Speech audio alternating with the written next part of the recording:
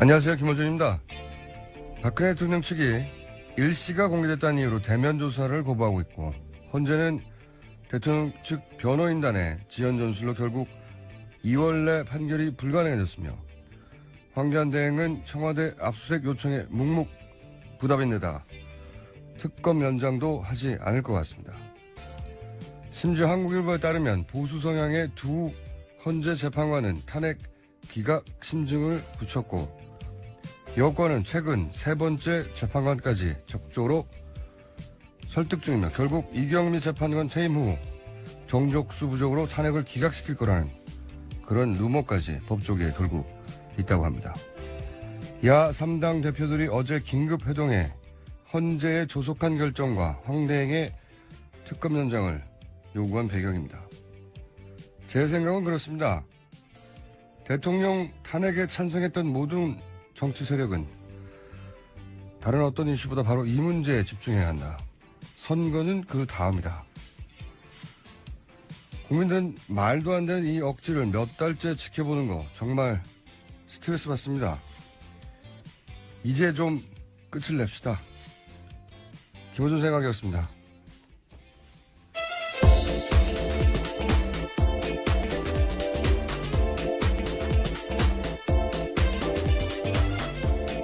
자, 시사인의 김은지입니다. 네, 제가 오프닝으로 한 이 루머. 네네. 이 루머는 사실 지지난주 정도부터 있었어요. 네. 네, 여의도 정치권을 중심으로 떠돌더라고요. 네. 제라 씨도 돌았었고요. 예, 그죠? 예. 예. 점점 좀 구체적인 스토리라인, 그리고 저도 들었었는데, 이게 인물명도 막 등장하죠. 네, 구체적인 재판관들 이름이 나옵니다. 예. 이 언론에 계신 분이나 이 찌라시를 받아보신 분이나, 여의도에서는 이 얘기가 한참 돌았어요. 예. 저도 들었는데. 원래 이제 이런 이야기는 이런 정도의 큰 사건이 있으면은 의뢰 등장하긴 해요. 이렇게 된다더라, 저렇게 된다더라. 그 업계, 법조계도 업계죠. 예, 전망 정도로 이해할 네. 수 있는 것들이었는데. 그 업계의 루머일 수 있고 그랬으면 저도 하는데. 근데 이제 걱정을 하는 것은 지금까지 그 박근혜 대통령 측 그 변호인단이 구사한 지연 전술. 저건 지연 전술이야 누구나 봐도 뻔한데 그냥 구사했잖아요. 그리고 네. 그게 실효를 거뒀습니다. 어느 정도. 그리고 대면 조사 거부하는 것도 이거 말이 안 된다. 무슨 10일 날 9일 10일 이런 얘기 하는데 9일로 밝혀졌다고 그 말이 되나요? 9일 날 하루 전이라고 밝혀진 게 대면 조사 거부 이유가 안 되는데 거부하잖아요. 네, 네. 그렇죠. 그리고 원래 특검은 당연히 연장된다고 처음에 시작한 거예요. 여야 합의가. 원래 이제 100일로 하다가 70 플러스 30일로 바꾸자고 그랬거든요. 새누리당에서. 새누리당이 30일은 무조건 연장된다. 이렇게 약속을 하고 시작한 겁니다. 근데 지금 그거 할 것 같아요? 안 할 것 같아요. 네. 이게 여야 합의였거든요. 70 플러스 30이고 30일은 자동 연장되는 거로 거의. 안 할 것 같고. 거꾸로 이제 검찰 인사를 해서 특검이 그동안 구축한 성과도 와해시킬지 모른다. 이런 걱정이 있지 않습니까? 네네. 네. 그것도 여의도에서 나온 이야기들이죠. 네.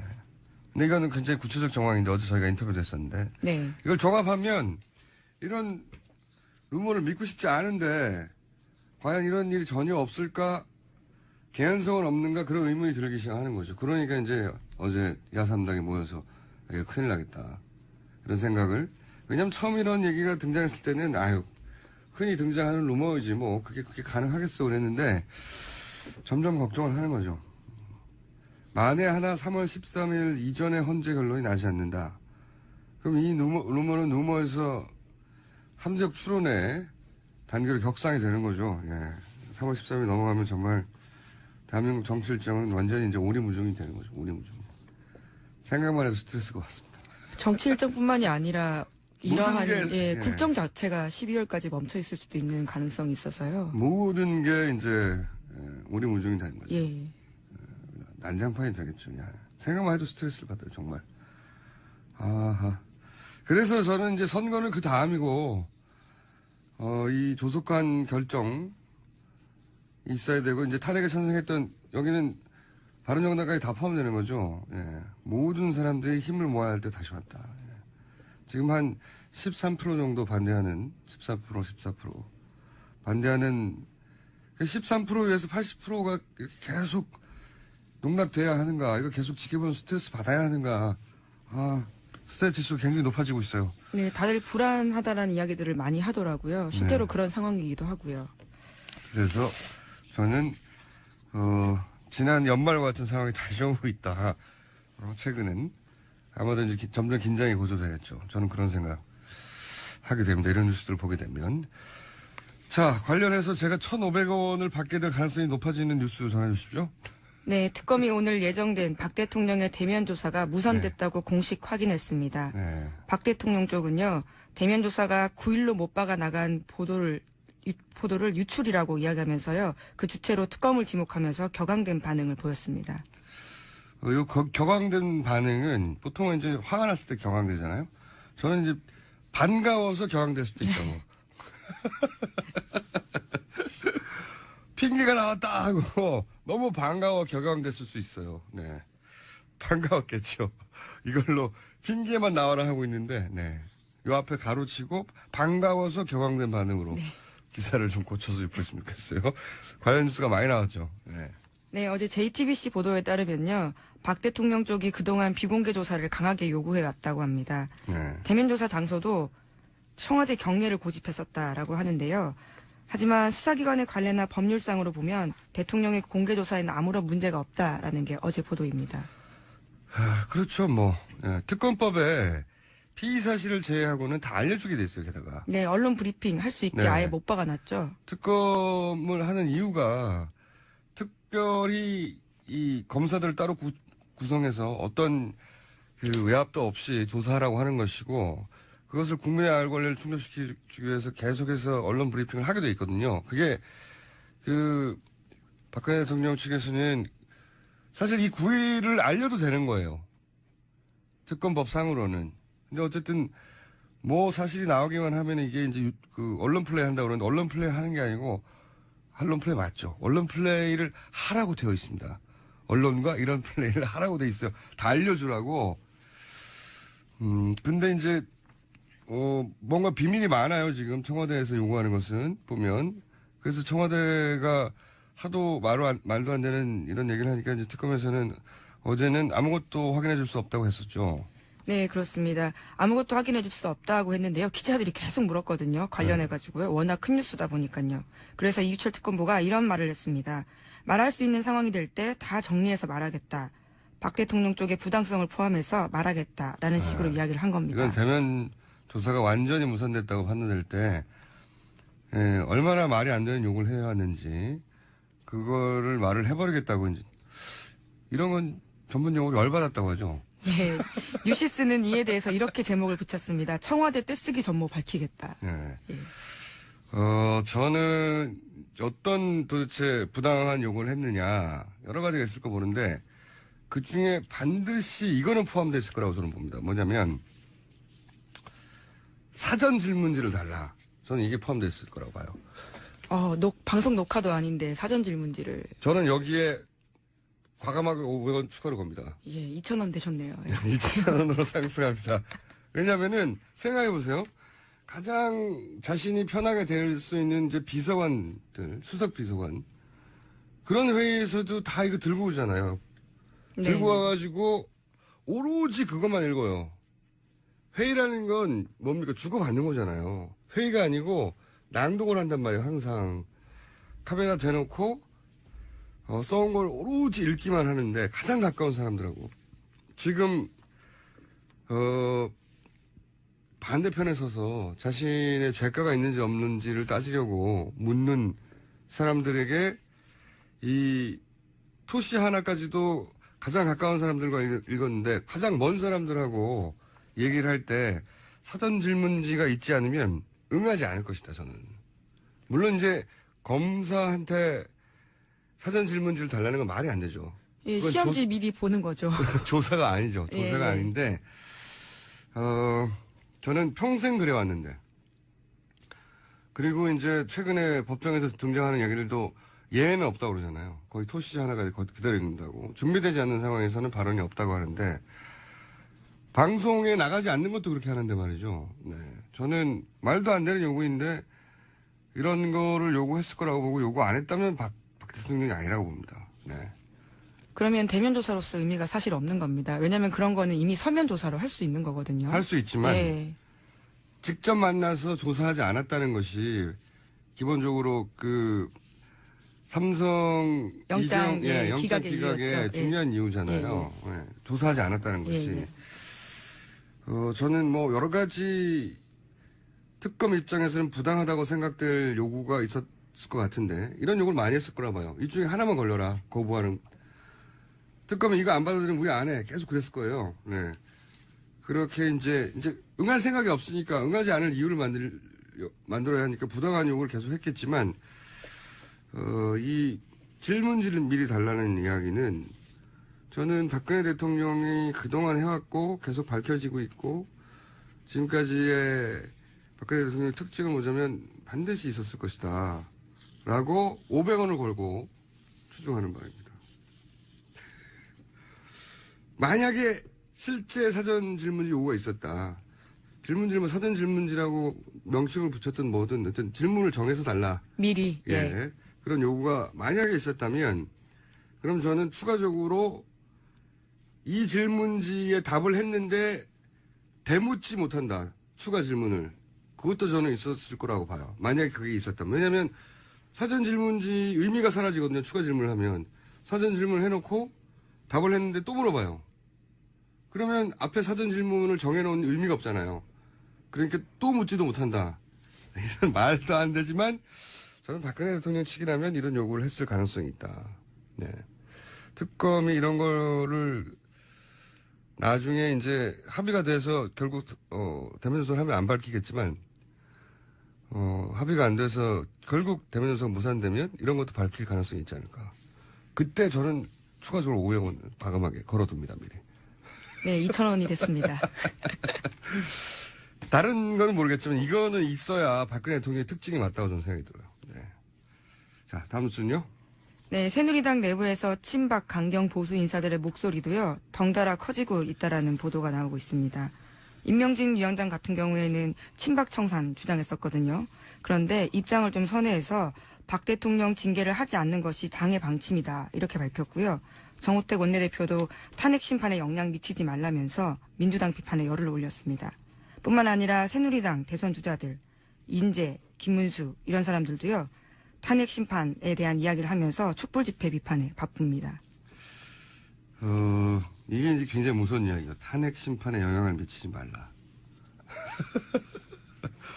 본인들이 이미 다 본인들이 원하는 만큼 미쳐놨다. 이렇게 저는 들려요. 본인들은 다 미쳐놨으니까 너희들이 미칠 생각을 하지 마라. 이 헌재 주는 시그널이기도 하죠. 네. 우리 세력이 죽지 않았다. 네. 우리 말들을 듣는 게 좋을걸? 또는 함부로 탄핵 인용하면 좋지 않을걸? 우리가 살아있어. 이런 시그널이기도 하다고 봅니다. 네. 사람인 이상 그런데 영향을 받지 않을 수 없다고 생각하거나 또는 실제 그 루머 2명 그 루머가 만약 일부라도 사실이라면 만약입니다. 일부라도 사실이라면 그런 전제하에 말하자면 이제 이런 시그널은 괜찮다 그렇게 해도 불안해하지 마라. 우리가 살아있다. 뭐 이런 시그널이 아닐까. 물론 뭐 내부 결집령도 있죠. 예, 당연히 집회 계속 나오라고 15%를 향한 메시지이기도 한데 그럼 80%를 잃게 되는 거잖아요. 그렇죠. 예. 그럼에도 불구하고 이렇게 하는 것은 내부 결집을 시키고 이제 일단 만약에 탄핵이 기각된다. 새누리당 이름을 바꿨죠? 자유당이든가요? 자유한국당입니다. 예. 야, 이름이 이게 몇십 년을 돌아가는 겁니까, 이게? 이렇게 네. 되면. 40년대로, 예. 예. 자유당이라고 불리겠네요, 이제. 예, 그렇죠. 예. 바꿔 불러드리죠, 자유당. 자유당의 새누리당. 자유당 입장에서는 이 전국을 주도하고 바른정당을 흡수하겠다고 하는 자세로 나오겠죠. 네. 지지율 격차도 더 커질 거라고 봅니다. 그렇게 되면. 어떤 의미에서 스트레스 받으면 흥미진진하네요. 그런데 스트레스가 좀. 네. 흥미진진하다는 표현 말고 뭐가 있는지 모르겠지만 하여튼 스트레스를 받으면 계속 주목하게 되네요. 예. 지난 11월, 12월 상황이 다시 오고 있는 것 같습니다. 자, 다음 뉴스는요? 네, 삼성 관련된 뉴스입니다. 어제 JTBC와 SBS가 단독 보도한 내용인데요. 삼성그룹이 삼성물산과 제일모직이 합병한 뒤 두 회사의 주식을 모두 가지고 있던 삼성 SDI 지배력이 커졌는데 그래서 삼성 계열사들의 지분을 서로 돌려가며 보유하는 순환출자 구조도 강화가 됐습니다. 이에 따라서 공정위가 삼성 SDI가 보유하는 삼성물산 주식을 강제로 매각하도록 하는 심사에 착수했거든요. 그래서 2015년 10월 달에 공정위 내부적으로는 주식 1,000만 부를 처분하라 이렇게 결재를 했는데요. 그런데 2달 뒤에 이것이 절반으로 줄었습니다. 500만 주로 줄여서 발표를 했고요. 여기에는 청와대의 지시가 있었다라는 정황을 특검이 포착했다라는 보도입니다. 굉장히 어려운 뉴스네요. 이게 한마디로 표현하면 뭐냐면, 이재용 부회장이 그룹을 지배할 수 있도록 도와주라는 거예요. 그렇죠. 예. 한마디로. 이게 이제, 공정위하고 금융위였던가요? 금융위를 압수수색을. 지난주 금요일에. 성동격서라고 했었죠. 예. 네. 청와대 압수수색만 다들 신경 쓰고 있는데 갑자기 공정위하고 금융위를 압수수색 했잖아요. 그거 관련해서 나온 이제 보도인 것 같은데,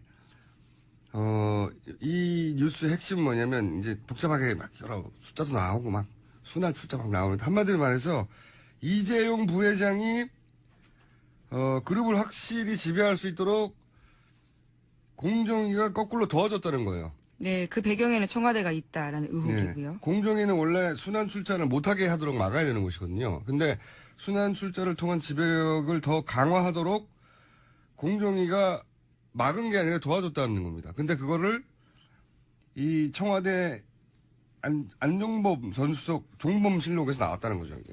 네, 그러니까 청와대가 이재용 부회장 지배력 강화를 도와줬다는 건데 이 관련해서 저는 또 하나의 500원짜리 배팅할 거리가 또 나왔어요. 2,500원인가요? 네, 2,500원으로 상승하는데 계속 올라가네요. 이게 굉장히 주시 뉴스입니다. 이게 아직 언론 보도가 왜 안 나오는지 모르겠는데 공정위 금융위 압수수색 했잖아요. 아무도 네네. 예상치 못하게. 공정위 금융위라는 게 이제 산업계 금융위가 잘 돌아가고 있나 이거 감시하는 데잖아요. 여기를 갑자기 덮쳤어요. 당연히 저는 삼성 재청구를 타겟으로 한다고 봅니다. 영장 재청구하기 위해서 이제 소위 이제 최순실 박근혜 게이트가 삼성을 어떻게 도와줬는가 이걸 찾으려고 했다고 보는데 그럼 뭘 잡으려 했냐? 저 이 대목에서 500원을 겁니다. 2,500원으로 상승하고 자신감 상승하고 있어요. 계속 1,500원 먹었고요. 제가 거의. 삼성은 한마디로 말하면은 아빠가 아들한테 세금 안 내고 회사 물려주려고 하다가 이 사단이 난 거라고 제가 말씀드렸잖아요. 네네. 세금 냈으면 이런 일 안 벌었어요. 이게 복잡해 보이지만 간단해요. 아빠가 재산 물려주려고 하는데 세금 안 내고 싶은 겁니다. 그래서 이런 일이 벌어진 거거든요. 근데 이제 아직 다 끝난 일이 아니에요. 삼성 입장에서 아주 큰 장벽이 하나 남아있는데 그게 뭐냐면 금산분리입니다. 금산분리는 노무현 대통령 시절에 그렇게 무너뜨리려고 했던 삼성이. 그리고 그러나 삼성이 대부분을 무너뜨렸는데 못 무너뜨리는 게 이거예요. 금산분리. 뭐냐면 산업, 그러니까 금융과 산업을 분리하라는 거거든요. 네. 한 지주회사 밑에 두지 말라. 왜냐하면 산업회사에서 공장 돌리다가 돈이 필요해요. 그러면 은행에서 빌리잖아요. 그런데 그 그룹 내에 은행이 있어요. 그럼 자기들 마음대로 뺐을 거 아닙니까? 근데 자기 돈이 아니잖아요. 그거는 고객의 돈이잖아요. 이게 말이 되는 법이란 말이죠. 이게 절대로 무너지면 안 되는. 네, 공정한 시장 거래를 해친다. 그렇죠. 자기들이 자기 그룹 내에 은행이 있으면 은행에서 돈을 쑥 빼가지고 자기들 돈이 아닌데 공장을 돌린단 말이죠. 작은 곳처럼 쓸 수 네. 있고. 예. 그래서 이제 분리해라 이건데 근데 이게 삼성한테 딱 걸려요. 왜냐하면 삼성생명이 삼성전자 주식을 많이 가지고 있거든요. 그러니까 이 삼성생명을 빼버리면 또 지배력이 떨어져요. 꼭 이거를 해결해야 되는데 금산분리라는 법을 무너뜨릴 수가 없는 거예요. 그래서 완전 억지스러운 해법을 그 이명박 정부 시절에 아이디어가 나옵니다. 뭐냐면 중간 금융 지주라고 하는 우리는 듣도 보도 못한 하도 말이 안 돼서 이 법안은 통과된 적이 없어요. 그러니까 자세히 알 필요도 없어요. 말이 안 되니까. 근데 이 중간 금융 지주 회사라고 조건을 만들어 가지고 이걸 갖추면은 얘네는 봐주자 이런 거예요. 중간 금융 지주 회사. 하도 말이 안 돼서 국회를 통과한 적이 없어요. 네. 아무리 삼성을 봐주려고 해도 너무 말이 안 된다고. 왜냐하면 이 법에 해당되는 기업이 삼성 하나밖에 없어요. 이 법이 만들어지면 무조건 삼성 때문에 만들어지는 거예요. 예외란 있을 수가 없어요. 이거에 해당되는 재벌이 딱 삼성이기 때문에. 근데 만약에 정유라 말을 사주고 이거를 얻으려고 했다. 중간 금융지주회사. 이게 만약에 이 금융이나 공정위에 뭔가 문서나 청와대 지시사항으로 나왔다. 이거는 바로 걸리는 겁니다. 이거는 왜냐면 해당 사항이 삼성밖에 없거든요. 네, 핵심 민원이라는 말씀이신 거죠? 네. 중간 금융지주 회사 이거를 만약에 해주려고 했다는 게 연결고리가 확인되면 이거는 삼성밖에 해당 사항이 없기 때문에 이거는 국가 경쟁력 뭐 다 상관이 없어요. 오로지 삼성의 금산물류를 해결해 주려고 하는 거기 때문에 이 말이 등장을 했다 이 안에서 그러면 이제 영장 재청구에 강력한 백업이 되는 거죠. 그래서 저는 이 중간금융지주 회사라는 단어가 앞으로 등장할 거다라는 거에 오병을 갑니다. 예, 계속 값이 올라가고 있네요. 예, 총 2,500원으로 올라왔어요. 네. 제목 정도밖에 못 읽습니다. 이제 하나 정도 제목 읽고 가셔야 되겠는데. 네네. 박원순 서울시장이 어제 이런 발표했습니다. 모금운동 해서라도 임시정부 기념관 반드시 건립해야 된다. 굉장히 중요한 발언을 하셨네. 예. 이게 이제 그 국정교과서가 말하고 있는 임시정부를 부인하는 예. 국정교과서 현 정부의 건국절 논란에 대해서 임시정부 기념관으로 대항하겠다고 하는 불출마는 하지만 인터뷰 한번 해드려야 되겠는데요. 예. 어차피 이제 대선 출마도 안 하니까 부담도 없지 않습니까? 박원순 시장님 좀만 기다려 보십시오. 이걸로 저희가 인터뷰 한번 하겠습니다. 네, 지금까지 시사인의 김은지였습니다. 감사합니다. 저희 가장 인기 있는 코너입니다. 네. 바로 이 코너 때문에 목요일은 듣는다고 말하시는 분들이 많습니다. 자, 과거에는 무줄이었죠. 네. 줄만 서면 줄이 없어지는. 하지만 본인 줄을 하나 만드신 이제는.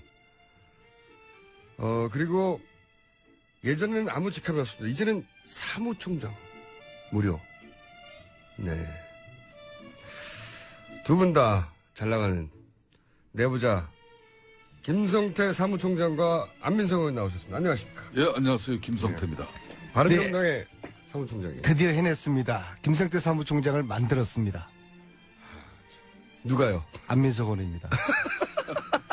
안민석 의원님이 바른정당의 사무총장을 만들어냈어요? 저뿐만 아니라 교통방송의 힘으로 저 대한민국의 새로운 정치 지도자가 이번에 탄생되는 그런 역사적인 순간입니다. 제가 오늘 아침 방송 들어오기 전에 우리 안민석 의원이 참 균형적이면서도 이 기획력도 좋고 판단력도 좋으신 분인데 오늘 상당히 아침에는 상당히 좀 긴장하고 그래요? 또 상당히 좀 여러 가지 밤새 많은 걱정을 한 얼굴로 나오신 거예요. 즉 그 말은 그게 읽혔습니까? 네, 그게 뭡니까? 지금 현재 대통령은 대면 조사를 거부하는 네. 그런 여러 가지 볼상사나운 모습 나오고 있죠. 예. 또 헌재의 탄핵 인용 결정은 네. 여러 가지 지금 변수에 많은 우려의 목소리가 들어오고 있죠. 이 최순실 국정농단을 시작한 사람으로서 밤잠을 못 이루었겠죠. 국정농단 세력이 부활되면 저는 감옥을 가야 되거든요. 그래서 심각한. 아니, 제가 보기에는 국회의원으로서 안민석 의원님도 가셔야 되지만 김성태 의원님도 성취 못할 거라고 보고요. 지금 이 상황이 예사롭지가 않아요. 그러니까요. 그리고 이 상황이 왜 어떻게 이렇게 됐을까는 보면은 이거는 연말부터 우리 교통방송에서 김성태 의원님하고 저하고 주장했던 연말에 최순실 강제구인법 그 통과시키지 않으면서 물꼬가 이상히 꼬였다 봅니다. 그 당시 너무 안일하고 방심했던 것 같아요. 그러나 지난 1, 2월 사이에 국정농단 세력들은 체력을 보강하고 세력을 그렇죠. 규합하면서 지금은 촛불과 태극기가 거의 비등하게 보여지는 그런 돈도 많이 상황이었습니다. 썼어요. 그래서 그러니까. 이 상황을 어떻게 타개를 할까? 저는 이 야권의 대선 주자 또 제가 얌체정당이라고 뭐 이야기했지만 좀 사과드리고요.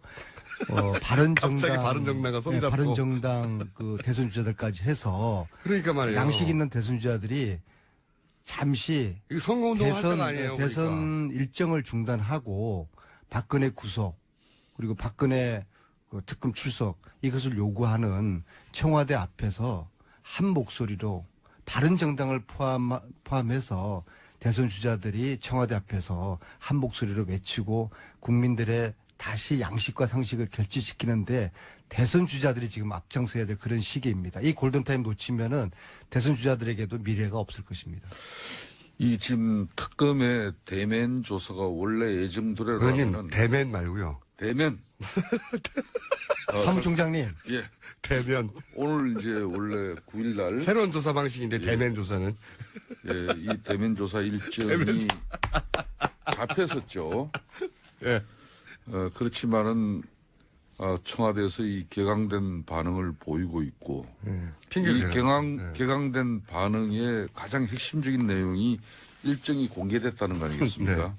근데 사실 대면 조사 일정을 비공개로 한다는 거 이 자체가 의미가 없는 일이에요. 그렇죠. 특검 사무실에 지금 언론사가 24시간 대기하고 취재하고 있는데 차 타고 청와대 가는데. 특검이 대면 조사를 하기 위해서 이동하는 것을 그건 누가 모르겠습니까? 그런데 그걸 가지고 청와대가 이 대면 조사를 또 기피하고 핑계죠, 핑계. 또 변호인단은 헌재 결정을 지연시키기 위한 갖은 온갖 수단과 방법은 다 동원하는 이 자체가 지금 현재 전국은 어떻게 보면은 김칫국을 먼저 마신 대선 주자들이 좀 정신 차려야 될 시기예요. 그렇습니다. 이 특검이 연정되느냐 여부는 대통령이 탄핵될 경우에 그 이후에 대통령에 대한 수사의 내용과 행식을 모두 180도 바꿔 놓을 수 있는 중요한 문제예요, 이걸. 즉, 대통령으로서는 탄핵될 경우 그 이후에 신변에 매우 중대한 영향을 끼치게 된다는 그런 내용이죠. 왜 그런 내용이 지금 중시되는가 하면요. 정치권에서 지금 조기 대선도 그렇지만은, 이 특검기한 연장도 탄핵에 인용된다는 전제를 할 때 매우 중요한 변수죠. 일각에서는 특검 수사가 탄핵에 전혀 영향을 끼치지 않는다. 이런 이야기를 하는데 저는 그 내용을 믿지 못해요. 분명히 영향을 끼친다고. 상호 영향을 미치겠죠, 당연히. 예. 김성태 의원님이 바른정당 사무총장 됐다는 것에 대해서 저는 상당히 그 희망을 가지는데요. 사실 야 3당은 어제도 특검 연장 합의를 했고요. 그리고 야 3당의 대선 후보자들도 그런 행보를 보일 것이거든요. 근데 사실은 이 전국의 캐스팅 보트가 바른정당에게 맞습니다. 있다고 해도 과언이 아니에요. 네, 그래서 바른정당이 특검 연장에 네, 합의를 그래서 해줘야 돼요. 그 바른정당의 사무총장이 다른 분도 아닌 김성태 의원님을 선임했다는 것은 이제 얌체정당에서 바른정당으로 가는 계기를 마련한 것이고요. 지금 보면은 최순실 특검은 역대 특검 중에서 가장 성공한 특검이지 않습니까? 그런데 이제 이 특검이 2월 28일 날 끝나지만은 진실 규명이 아직 제대로 안 됐잖아요. 의료비선농단이라든지 외교농단 제대로 안 됐고 세월호 7시간 퍼즐 맞추지 않았고 그래서 특검 연장이 필요한데 현행 특검법은 준비 기간이 20일이고 수사가 70일이지 않습니까? 그런데 필요시에 대통령의 승인을 전제로 30일 연장이 가능하단 말입니다.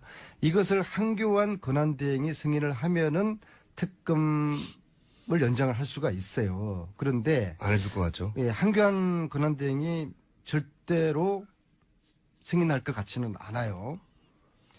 특검 연장을 승인할 리가 만무하죠. 그러면 지금 어떻게 되느냐. 국민과 함께 야3당 바른정당이 이 지금 묘한 전국을 뚫어 나가야 되는 것이죠. 그래서 야3당은 지금 합의가 됐으니까 바른정당만 동의하면은 특검 연장이 전 가능하다고 봅니다. 저 안민석 의원님, 작년에 우리가 최순실 국정농단 이 관련해서 지금 특검 국회에서 합의하고 또 처리를 했지 않습니까? 국회 본회의에서. 그것은 이제 이렇게 돼 있는 거죠. 지금 현재 박영수 특검이 70일 기한 내에 수사를 마무리하기가 어려우면은 30일 연장한다. 30일을 연장하게끔 그때 교섭단체 그러니까 수석 부대표들이 협상을 하면서 네. 야권에서는 이걸 진작에 100일로 하자. 처음부터 100일로 하자고 했는데. 그래 했고 당시 새누리당은 이걸 뭐 수사하고 70일 하고 분명히 모자라면은 30일 자동으로 30일 해줄게. 자동으로 네. 이게 살상 우리가 협조해 줄게. 이런 상당한 전제가 있었어요. 그러니까 그래서 이제 해준다고 했거든요. 처음부터. 그렇기 때문에 야권에서도 너무 섣부르게 더불어민주당의 그 박주민 의원의 그 특검 연장 법안을 우선 승부수로 굴고 나오면은 저는 제가 볼 때는 이건 올바른 전략이 아니라고 봐요. 그 우선 네. 현재 박영수 이 특검법, 이 최순실 국정농단 이 특검법에서 정한 수사기일 연장이 합법적으로 30일을 할 수 있게 됐어요. 이 30일이면은 뭐 특검이 대통령 대면 조사뿐만 아니라 기소하는데 아무 문제 없이 진행될 수가 근데 있어요. 이제 황교안 대행이 지금 안 해주면 야권에서는 네. 한교안 지금 건행 대행이 30일 이 특검 수사기간 이 연장을 해주지 않을 것이라는 전제 속에서 이제 연장 법안을 지금 준비하고 또 그걸 밀어붙이고 있는 거 아니겠습니까? 네. 이러다 보면 저는 또 함정에 빠집니다. 근데 저 말씀 속에 바른정당의 묘한 정체성이 포함되어 있다고 봅니다. 안민석 왜냐하면은 의원님은 황교안 그렇게 이야기하면 권한대행이 밤새 고민 중에 하나가 얌체 정당에서 뭐 바른 정당으로 바로 잡는다 이렇게 해놓고 좀 전에 그래놓고는 또 말해. 황교안 근황대행이 특검 30일 연장을 해줄- 죽었다 깨도 네. 승인하지 않을 거 아닙니까? 해줄지도 모른다고 생각하세요? 물론 지금 말씀대로 네. 특검 연장은 연장한 대로 가고 또 박주민 의원이 발의한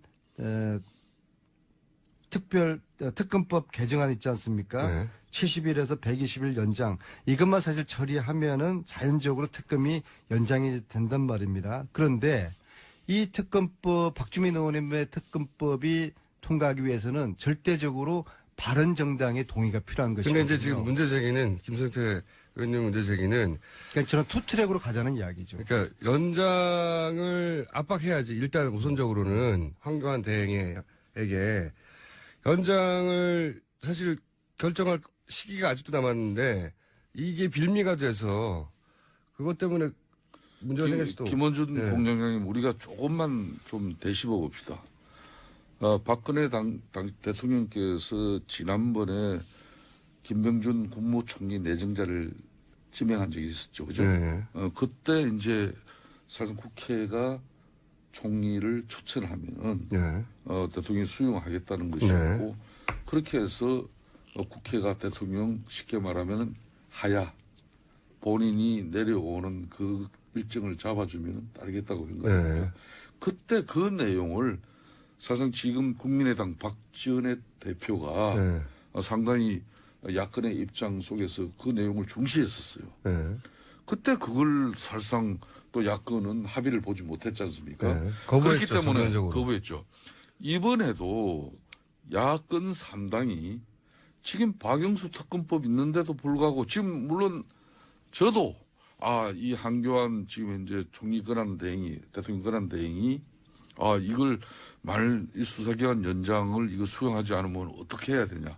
그러면 바로 지금 안민석 의원 저희 얘기가 정답이에요. 그러면은 근데 그걸 하기 위해서는 만일 한교안 지금 권한 대행이 그걸 수용하지 않을 것이다라는 그런 전제가 되면은 국회 차원에서 작년 연말에 합의해서 국회가 박영수 이 특검법을 만들 때 이 30일 기간 연장하기로 했으니까 한교안 총리 대통령 권한 대행을 이걸 수용해라. 국회 본회의에서 전체 결의를 해줘. 의결을 해서. 그러면 제가 궁금한 그러니까 거는 예. 대통령 권한 대행을 다각적으로 압박하는 방안을 먼저 마련하고 그걸 실천하는 그 모습부터 가야지. 그걸 뛰어넘는 걸 가지고. 그러면 제가 한 가지 궁금한데 바른정당도 특검이 연장돼야 된다고 생각을 하시는 거죠? 바른정당의 입장도. 저는 저 개인적으로는 분명히 하고 예. 아마 우리 당의 입장도 특검 이 수사기간 연장에 대해서는 저희들이 반대할 이유가 하나도 없다고. 그 사람이 그러시면 안 돼요. 사무총장 되셨다고 갑자기 오늘 아침 말씀 많아지시는데요. 김어준 공장장 말도 막 끊고 그러시면 안 되고요. 근데 김성태 의원님하고 저 얘기하고 결국 같은 이야기예요. 그러니까 특검 이건 연장 단순히 시도하다가 전술의 차이인가요? 예. 특검 연장 하다가 안 되면은 특검법 관철시키는 걸로 하면 되는 거 아닙니까? 그래서 우리가 카드 두 개를 가지고 있는 것이죠. 그래서 유연하게 이 카드 저 카드를 그러면은 저는 쓰면 이제 되는 것이죠. 저는 이 바른정당의 정체성이 자꾸 부각이 안 돼서 이 새누리당보다 지지율이 떨어지고 있잖아요. 그러니까 여기서 사무총장님이 되셨으니까 이제 예. 제 말은 뭐냐면 지지율 올라갈 겁니다. 그죠? 특검 그 개정안에 대해서는 아직 유보 그러니까 절차가 있지 않느냐. 예, 그런 말씀이시면 특검을 연장하라고 황교안 대행에 요구하는 거는 먼저 발표할 수 있지 않습니까? 당연하죠. 바른정당에서 특검을 연장해라 이렇게 주장하는 것으로 입장을 분명히 하면 그게 또 또 사무총장님이 지금 말씀하신 거 아닙니까? 바른정당은 앞으로 사실은 저 김성태 의원님은 대표급이시거든요. 저분이 제3당의 사무총장이라는 거는 이건 한국 정치가 뭔가 이게 잘못돼 가는 거예요. 사무총장이 아니라 근데 대표가 아무튼 돼야 앞으로 되는데. 예. 바른정당의 사무총장 김성태 사무총장의 말씀은 곧 바른정당의 정책이자 의지로 보면 되거든요. 오늘 이 자리에서 특검 연장 하시겠다고 하셨으니까 이건 바른정당의 입장으로 보면 되지 않겠습니까? 안민석 의원이 수도권 내리 4선의 내공을 가지고 대통령이 지금 뭐 즐겨 쓰시는 말씀이 엮는다는 거잖아요. 바로 요런 게 엮는 거예요. 아, 그게 읽혔습니까? 지금, 바로 바로 앞에서 읽혔어요? 이렇게 엮어내는데 그걸 못 읽으면은 그건. 제가 수가 낮아요. 성찰하겠습니다. 근데 중요한 것은 지금 탄핵 심판 결정이 현재로서는 3월 두째 주로 예상되고 있지 않습니까?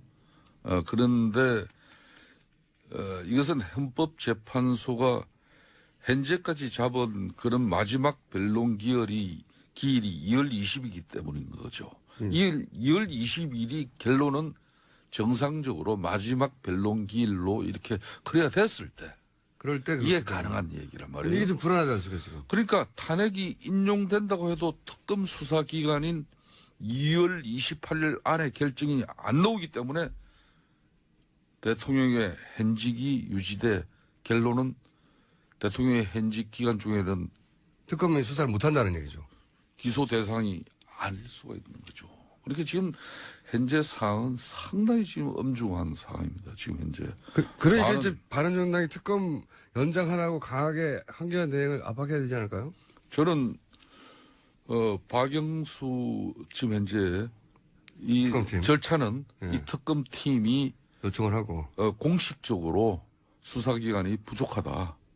특검 수사기간 연장해달라는 공식적인 요청이 있어야 되는 것이고 그렇다 그러면은 지체 없이 황교안 권한 대행께서는 받아들여야 된다. 작년에 박영수 이 특검에서 최순실 국정농단의 이 특검은 30일을 연장하기로 분명히 합의가 되고 이건 대국민께 공포가 된 상황이니까 이걸 수용하지 않을 이유가 없는 거죠. 오늘 정말 말씀 많으시네요. 하여튼 좋습니다. 뭐 사무총장 취임 기념으로 제가. 그러니까 어쨌든 그 드릴 테니까요.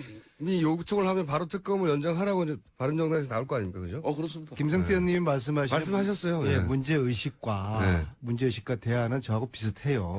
근데 방법론이 하나 더 추가돼야 된다는 거죠. 어떻게 이제 풀어갈 것인가인데 그 첫 번째 계기를 이번 주 토요일 날 그 촛불 광장으로 바른정당을 포함한 야권의 대선 후보자들이 유승민, 남경필 이게 선거운동 할 때가 아니에요, 지금. 네, 손학규, 안철수, 문재인, 안희정, 또 이재명 이런 분들이 또 천정배도 있죠. 이번 토요일만큼은 촛불 시민들과 함께 광장으로 나서야 됩니다. 그래서 이 물고 묘하게 흘러가는 이 물꼬를 다시 되돌려서 네. 한 달 전 12월 말로 이걸 되돌리지 않으면은 제 생각에는요, 큰 위기를 맞게 될 바른정당이 수도 있어요. 촛불 집회에 가면 가장 인기가 좋을 거예요. 제가 생각하기에는. 왜냐하면 바른정당이 이 특검 연장이나 이런 사안에 캐스팅 보드를 쥐고 있다는 걸 일반 국민이 다 알고 있거든요. 잘 안 보이셔, 근데. 그래서 대선 주자들이 지금 네. 뭐 학교 급식실 방문하고 재래시장 방문하고 그럴 때가 비현정 아니다. 논란하고 이럴 때가 아니에요. 지금은 대선 주자들이 국민들이 뭘 원하는지 뭘 걱정하는지를 잘 읽어서 이 민심을 흐름을 타고 가야지 모두에게 살 길이 열리는 것이죠. 잘못하면은 죽 써서 개주는 꼴을 당할 수가 있습니다. 이제 안민석 의원께서 대체로 좀 이제 좀 진정이 되고 진실된 이야기를 하고 계신데 그동안 야권에서는 솔직히 김치국 먼저 마셨지 않습니까? 맞습니다. 마셨죠. 네. 정치권에서도 이 탄핵 국민이 아직 마무리되지도 않은 마당에 뭐 너무 이미 특정 지금 후보는 거의 대통령 된 것 마냥 바른정당 후보들도 조직 많이 체계가 마셨어요. 의원님. 잡히고 말이야. 그렇게 국민들에게 거의 대통령 수준의 뭐 각급 군이나 기관으로부터 어전 벌써 대우받고 이거 옳지 않아요. 그런 측면에서 섣부른 대선 노름을 지금이라도 접어야 됩니다. 현 시국을 어떻게 안정적으로 수습할 것인지가 선행되어야 할 것이지. 헌재가 아직 탄핵 결정, 인용 결정도 하지도 않았는데 거의 뭐 대통령 조기 대선은 확정이 되었고 이미 그 선거에서 누구는 벌써 대통령 된 것처럼 이렇게 가져가고 이걸 우리 사회가 수용하는 이 시스템은 지금 뭔가 문제가 있는 것이죠. 이참에 바로 잡고 가자는 거죠. 지금 혼자서 1분 30초 말씀하셨는데요. 저 말씀에 토시 하나 고치지 않고 제가 그대로 전적으로 동의합니다. 지금까지 우리의 야권의 대선 후보자들이 마치 다 된 밥상인 양 정권 교체가 이루어진 양 너무 자만하고 방심한 그 결과가 이런 묘한 상황을 초래했다고 보기 때문에 지금이라도 당이나 국민과 촛불과 야당의 대선 후보자들이 함께 가야 되는 것이죠. 저는 바른정당이 여기에 합리하면 저는 훨씬 더 인기가 좋아질 거라고 생각하거든요. 그래서 그거 역시도 바른정당이 좀 중대한 절대절명 기로에 선 게 정말 얌체 정당이냐 바른정당이냐 그것을 판가름할 수 있는 유승민, 이번 주 토요일 나오시죠, 안경필 형님. 두 후보에게 이번 토요일 날 사무총장께서 나오라고 언명을 하십시오. 그러니까 지금 안민석 의원께서 좋은 의견을 주시는데 그걸 강요하면 안 돼요, 상대에. 지금 야 3당의 문제도 그런 거예요. 이 대통령 측의 탄핵 심판 이 지연 전술로 급기야 지금 탄핵 선고 연기설까지 지금 이제 나오고 있는 것이고 심지어 탄핵 기각설까지 나오고 있지 않습니까? 그럼 이걸 단식하고 여러 가지 우려하고 과연 이 대한민국이 어떤 혼란을 맞이할 것인가 거기에 대해서 책임 있는 야당의 모습을 가져가야지. 그렇다고 해서 이 탄핵 심판을 야 3당이 헌재를 압박하는 수단으로 가져가면 또 안 돼요. 그건 헌법에 헌재의 이런 독립성을 갖다가 유지해주고 그걸 존중해줘야 되는 그런 국민적 가치나 정치권으로서의 기본이 있는 건데 이거 여차 잘못해버리면요. 그냥 헌재를 압박하는 수단으로 정치권의 야 3당이 그렇게 가버리면 대러 국민들한테 우리 국회가 그 어렵게 국민들의 압도적 어떤 그런 다수가 대통령 하야를 요구하는 그 상황에서 국회 표결을 가지고 가결된 상황 아닙니까? 이 탄핵소추가. 이거는 헌재에서도 이런 국민의 뜻을 대변한 국회의 탄핵소추안을 존중할 수 있게끔 우리가 이렇게 분위기를 가져가야지. 그래서 어떻게 지금 나는 야권이 정말 이거는 좋습니다. 신중해야 될 거예요. 지금은 혼자서 2분을 말씀하셨는데요. 좋습니다. 지금 바른정당도 야권이에요. 자꾸 야권이라고 하시면 안 되고. 제가 이렇게 말씀드릴게요. 네. 유승민, 남경필 의원이 이번 주 토요일 날 강화문 촛불 나오시면은 제가 두 분을 업어드리겠습니다. 그렇게 해서 그렇게 제가 해서라도 보기엔 이 의원님이 물꼬를 안 바꿔 업어주셔도 나갑시다. 사람들이 굉장히 반길 거라고 봐요. 제가 목마도 태워드리고 업어드릴게요. 남경필 의원님은 몸집이 적으셔서 제가 목마까지 태워드릴 수가 있어요. 저 그래서 안민석 이번 주 토요일 의원이 날 왜 국민과 함께 이 물꼬를 남경필 한번 바꿔보죠. 지사를 저렇게 끔찍이 아끼고 위해 주는가 하면요. 안민석 의원은 솔직히 본인도 정치적 속셈을 똑바로 이야기해야죠. 본인 다음 이제 경기도지사 이제 준비된 사람이에요. 아, 그게 읽힙니까? 제가 뭐 다 이미 아는 사실이지만. 그게 읽혀요? 그러니까 지금 현재 이 국정 혼란을 감안하면은 국정 안정을 하루빨리 회복하기 위해서 여야 정치권이 슬기롭고 지혜로운 지금 해안을 가져야 되는 것이고 대통령 파면을 결정하는 탄핵 심판 자체가 절대 졸속적으로 이루어져서는 안 됩니다. 헌재 재판관들도 이 국민 정서, 대한민국이 앞으로 가야 할 길을 절대 그 사람들 간과할 수 없습니다. 그렇기 때문에 또 이 그동안 이 헌재가 대통령 이 변호인, 대리 변호인들 얼마나 국민을 우롱하는 그런 처사로 지금 이제 헌재 변론을 하고 있습니까? 그걸 우리 헌재 재판관들이 절대 모를 분들이 아니에요. 오늘 김승태 사무총장님 아침 조찬 특강하시는 날 같아요. 아무튼 저기 좋습니다. 혼밥 얘기 해명하고 가셔야 돼요. 지난주에 안철수 대표 혼밥 한다고 7분 동안 얘기하셔가지고 항의가 많았어요. 그다음에 어떻게 되셨습니까? 혼밥은 아닌 것 같아요. 왜냐하면은 지난 네. 며칠 사이에 국민당 의원 쪽에서 야, 나 안철수하고 밥 먹었어. 안철수하고 밥 먹었어.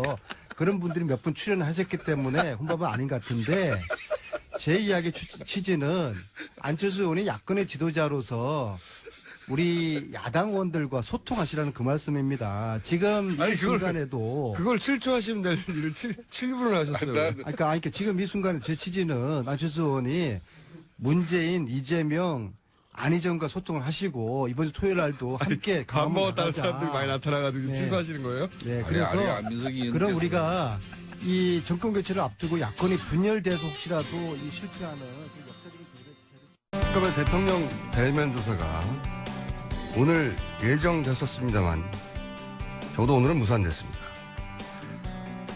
대통령 측의 지연으로 탄핵 심판 선거 역시 계속 늦춰지고 있고 심지어는 기각될지 모른다는 우려도 나오고 있는 상황입니다. 최순실 국정농단 국정조사 특위위원을 맡았던 국민의당 김경진 수석 대변인 전화 연결되어 있습니다. 안녕하세요. 네, 안녕하십니까. 의원님은 이 대면조사 응할 거라고 보셨습니까? 아니요, 피할 거라고 봤습니다. 그러셨죠? 네. 이게 왜냐면, 예. 지난번에 검찰 조사도 받겠다 그랬다 이런저런 말로 나중에 피해갔잖아요. 세상에 본인이 임명한 검찰총장, 본인이 임명한 서울지검장, 본인이 임명한 각 차장검사, 부장검사들이 수사를 하는 건데, 그게 불공정하다고 나중에 말을 바꾸면서 지금 조사를 피해갔지 않습니까? 예. 이게 이제 이런 거거든요. 이게 실은 안종범 씨 수첩이라든지 정호성 씨 녹음 파일이라든지 이런저런 객관적인 증거들이 굉장히 많이 검찰에 확보가 돼 있지 않습니까? 사고 넘친다고 표현됐죠. 예. 예, 그러면 자, 대통령 본인은 뭐라고 이제 본인한테 유리한 우리가 정규제 TV 인터뷰할 때 봤던 내용들 그런 식의 기조를 가지고 이렇게 뜸떠든 변명을 할 터인데 검찰에서 객관적인 물증을 가지고 들이대면서 자, 이 녹음 내용 당신 들어봤지 않느냐 아니면 안종범 씨 수첩에 이 문구는 무슨 뜻이냐고 구체적으로 들이대면서 물어보면 대통령이 뭐라고 답변을 해야 되는데 답변할 말이 한마디도 없지 않겠습니까? 예, 예. 그러면 옆에서 아무리 변호사가 도움을 준다 그러고 아무리 대통령 신분이기 때문에 조사하는 이 수사관이 검사나 검찰 수사관이 예우를 해준다고 하지만 그것도 한계가 있는 거거든요. 결국은 대통령이 이 객관적인 물증 앞에서 아무 말도 못하고 무너지게 될 터인데 그런 상황을 안 겪고 싶은 거죠. 그렇겠죠. 그래서 예. 이제 보면 정치적으로 보면 대통령이 이제 들어가서 조금 두드려 맞는 뭔가 좀 이렇게 이 고통을 당하는 모습을 자기 팬들에게 보여주고 싶은 이런 유혹도 있긴 있겠지만 큰 틀에서 플러스 마이너스 득실을 계산해 보면 이런 검찰의 냉정한 어떤 객관적인 증거를 기반으로 한 추궁 앞에서 대통령이 단 한마디도 못할 것이다. 그러면 그 상황에 대해서 뭔가 해명을 해야 되는데 해명할 방법이 없다 보니 결국은 그래서 검찰 수사도 피했던 것이고 특검 수사도 피하기 위한 명분만을 지금 찾고 있었는데 그게 조사 일자가 유출됐다고 하는 그 핑계를 잡아서 지금 피하려고 하는 것으로 이렇게 읽힙니다. 저도 그래서 사실은 1,500원을 배팅을 했었는데 안 할 거라고. 네. 네. 그런데 그러니까 이제 예. 이 특검법 12조에 보면 이렇게 나와 있지 않습니까? 사건의 대국민 보고라고 하는 조항을 이 최순실 특검법에 특별히 넣어놨거든요. 저희 국회에서. 네. 그래서 수사 과정에 대해서 언론 브리핑을 실시할 수 있다라고 하는 근거 조항을 아예 저희가 만들어줬습니다. 이 사건은 워낙 국민적인 관심사가 큰 사건이기 때문에 네. 이게 이런 저 조항을 넣어놓지 않으면 형법에 있는 피의사실 공표죄 조항하고 충돌될 가능성이 있거든요. 네네. 그래서 아예 특검으로 하여금 소환 일자라든지 조사와 관련돼서 압수수색을 하는 부분이라든지 이런 내용을 국민에게 실시간으로 전달해서 국민적 의혹이 없도록 이 근거 조항을 만들어 놨는데 그럼에도 불구하고 지금 그 대통령은 이 조사 일정 이게 밖으로 누출됐다고 지금 거부를 하는 거니까요. 사실은 전면적으로 법을 무시하는 행태죠. 말도 안 되는 핑계를 대는 건데 네. 이게 지금으로 봐서는 이제 그 핑계가 대중적으로 설득력이 있냐 없냐가 중요한 게 아니라 아무나 걸리기만 하면 그걸 가지고 거부할 심산이었던 것 같고 그래서 결국은 거부했고 이대로 가면 끝내 대면조사가 이루어지지 않을 것 같은데 그 경우에 특검이 대면조사를 강제할 방법은 전혀 없는 거죠. 근데 이제 일단 이제 이론적으로만 저희가 이제 검토를 해보면 헌법에 보면 현직 대통령의 불소추 특권이라고 지금 규정이 돼 있지 않습니까? 예. 그러면 탄핵돼서 권한이 정지된 사람은 불소추 특권의 범위를 어디까지 인정하고 해석을 해야 될 것인가 이게 지금 법조계에 떨어진 숙제거든요. 예. 그러면 권한이 정지돼 있으니까 체포영장을 청구해서 강제로 잡아와서 48시간 동안은 조사가 가능할 것이다. 아니면 그게 가능하지 않다. 법조계에 대해서 논란이 분분한데 예. 어쨌든 직무대행이 있는 상태니까 가능하다라고 가령 해석을 하고 특검에서 체포영장을 청구하고 법원에서 발부를 한다고 치더라도 예. 지난번에 우리 청와대에 대한 압수수색 시도 불발로 끝났지 않습니까? 경내 진입 자체가 안 되니까요. 예. 예. 그래서 청와대 경호실에서 무력을 동원해서 이게 못 들어가게 아예 막으면 사실은 군인이라든지 경찰 병력을 동원해서 청와대 경호실을 무력으로 제압해야 되는데 지금 그럴 방법은 없거든요. 예. 그러니까 대통령 권한대행 황교안 씨가 사실은 뭐 그럴 의지가 전혀 없는 거니까요. 그러다 보니까 체포영장을 발부받았다고 하더라도 실은 집행할 방법이 없는 겁니다. 그러면 그래서 네네. 특검으로서는 사실은 현실적으로 이 대통령을 대면 조사할 방법은 실제로는 없다. 본인이 거부를 했을 경우. 그렇게 판단이 되고요. 그래서 이제 국민적인 여론의 압박 이런 부분이 중요한데 이 박근혜 대통령 이분이 여론의 압박에 꼼짝하실 분이 아니어서 여론을 전혀 못 느끼시는 특수한 감각을 가지신 분이라 자. 네. 그래서 더더욱이 이제 특검 연장을 굉장히 중요하게 야3당에서는 생각하고 있는데 네. 지금 현재 특검법상의 연장 권한은 황교안 대행에 있는데 거부할 거라고 하는 전망이 많은데 의원님은 어떻게 보십니까? 저는 거부하지 못할 거라고 봅니다. 아 그러세요? 예. 그런 이유는 예. 저희가 이제 검찰 내부에서 황교안 권한대행도 지금 기본적으로 검사 출신 아니겠습니까? 예. 그럼 검찰 같은 경우는 이제 구속된 사람에 대한 수사기간이 기본적으로 10일이지만 필요한 경우에는 10일을 추가로 더 연장해서 이제 20일을 이렇게 이제 수사하기도 하는데 검찰 내부에서 10일 수사기간이 만료돼서 한 번 더 연장하겠다고 했을 때 그걸 검찰 내부적으로 거부한 전례가 없습니다. 그렇긴 한데요. 그런 전례만 네. 가지고 지금 이런 특수한 상황에서 황교안 대행이 대통령을 더 수사하라고 승인해 줄까요? 근데 예. 황교안 총리가 만약에 이거를 승인을 안 하게 된다면 예. 본인 스스로도 이 수사 방해 세력으로 이 방해 세력이라는 것을 온 세상에 자임한다는 것은 워낙 분명한 거고 스스로도 그걸 느끼지 않겠습니까? 양식이 있다. 합리적 추론은 당연히 그렇고 네. 상식 수준에서는 그렇게 전망이 되는데 박근혜 대통령 측에서 이게 상식과 합리적 추론의 범주 내에서 반응하지 않잖아요. 이때까지 보면은 여론을 하죠. 예. 그렇긴 하죠. 그걸 다 걱정하는 거 아닙니까? 하긴 해야 되는 일인데 안 하겠지 이런 아니, 이런 세상에 전망이. 대한민국의 범죄자 집단들이 민주주의 특검이 아닙니다. 조사를 받지도 않은 상태에서 강제 수사를 당하고 있습니다라고 이게 언론 앞에서 떠드는 이런 집단들이니 그러니까요. 정수 말대로 이게 합리적인 상식이 통하지 않는 건 분명하죠. 그러니까요. 그래서 이제 다들 야 이거 이제 특검법 개정안 그러니까 황교안 대행의 승인이 필요 없는 특검법을 새로 만들어서라도 이거 통과시켜야 되는 거 아닌가 이런 얘기들 하는데 이 네. 특검법 개정안도 결국은 캐스팅 포트를 바른정당이 지고 있는 거 아니겠습니까? 이 바른정당이 지고 있고요. 근데 바른정당은 지금 동의를 할 거라고 봅니다. 저도 그렇게 생각이 왜냐면, 드는데 예. 예, 지금 어쨌든 박근혜 최순실 게이트와 관련해가지고는 바른정당과 새누리당이 차별화의 길을 분명히 걸으려고 하고 있거든요. 그래서 또 어제 이제 장제원 대변인 얘기를 들어보면 헌재 재판과 관련해서 이 대통령 측에서 시간 끌기 그만하라라는 성명이 나온 것을 보면 네.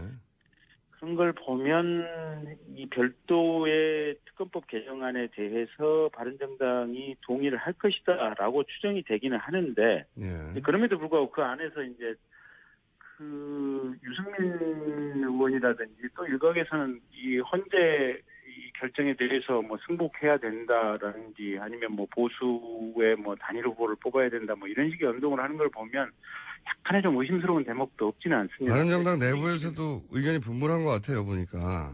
네, 결국 이게 더군다나 여야 합의 사안이라서 네, 법사위원장은 자기는 그냥 이 법을 통과시켜 상정시킬 수가 없고 여야 합의를 먼저 하라고 하는데 새누리당이 합의에 줄 리가 없지 않습니까?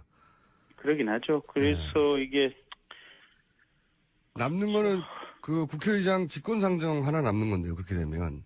직권상정도 사당 원내대표들이 합의를 해줘야 되거든요. 이거 정말 어렵습니다. 이거 네. 어떻게 돌파하죠?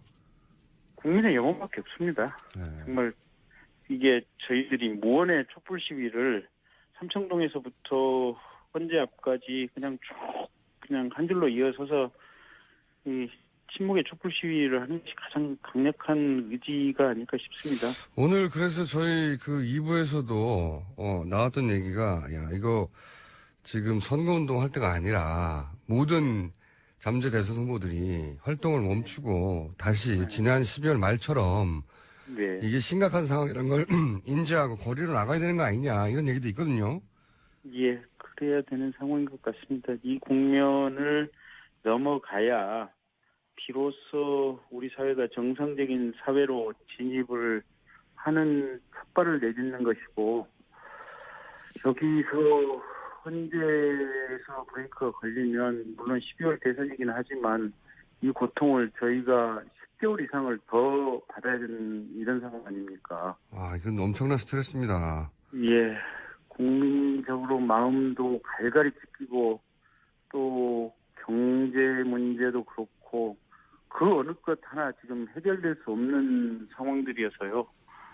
그리고 또 한 가지 제가 여쭤보고 싶은 게 네, 이제 특검 연장이 여러 시도에도 불구하고 안 될 경우에 네, 이제 그 특검에 파견 나왔던 검사들도 돌아가야 되는데 네, 그 경우에 그 과거 전례가 이제 국정원 댓글수사팀을 네, 공중분해했는데 그 방식이 이제 인사를 통해서 했단 말이죠. 네, 그러면 특검 연장 안 된 상태로 검찰로 돌아갈 경우에 황교안 체제 하에 있게 되는데 그 네. 경우에 이제 황교안 대행이 검찰 인사를 다음 주에 해서 네, 기본적으로 이제 우병우 라인이라든지 혹은 뭐 이 수사 의지가 강하지 않거나 자신들의 영향력 아래에 있는 그 간부들을 라인업을 한 다음에 네, 그 밑으로 이제 이 특검에 파견 나왔던 검사들을 집어넣는다든가 네, 이런 식으로 해서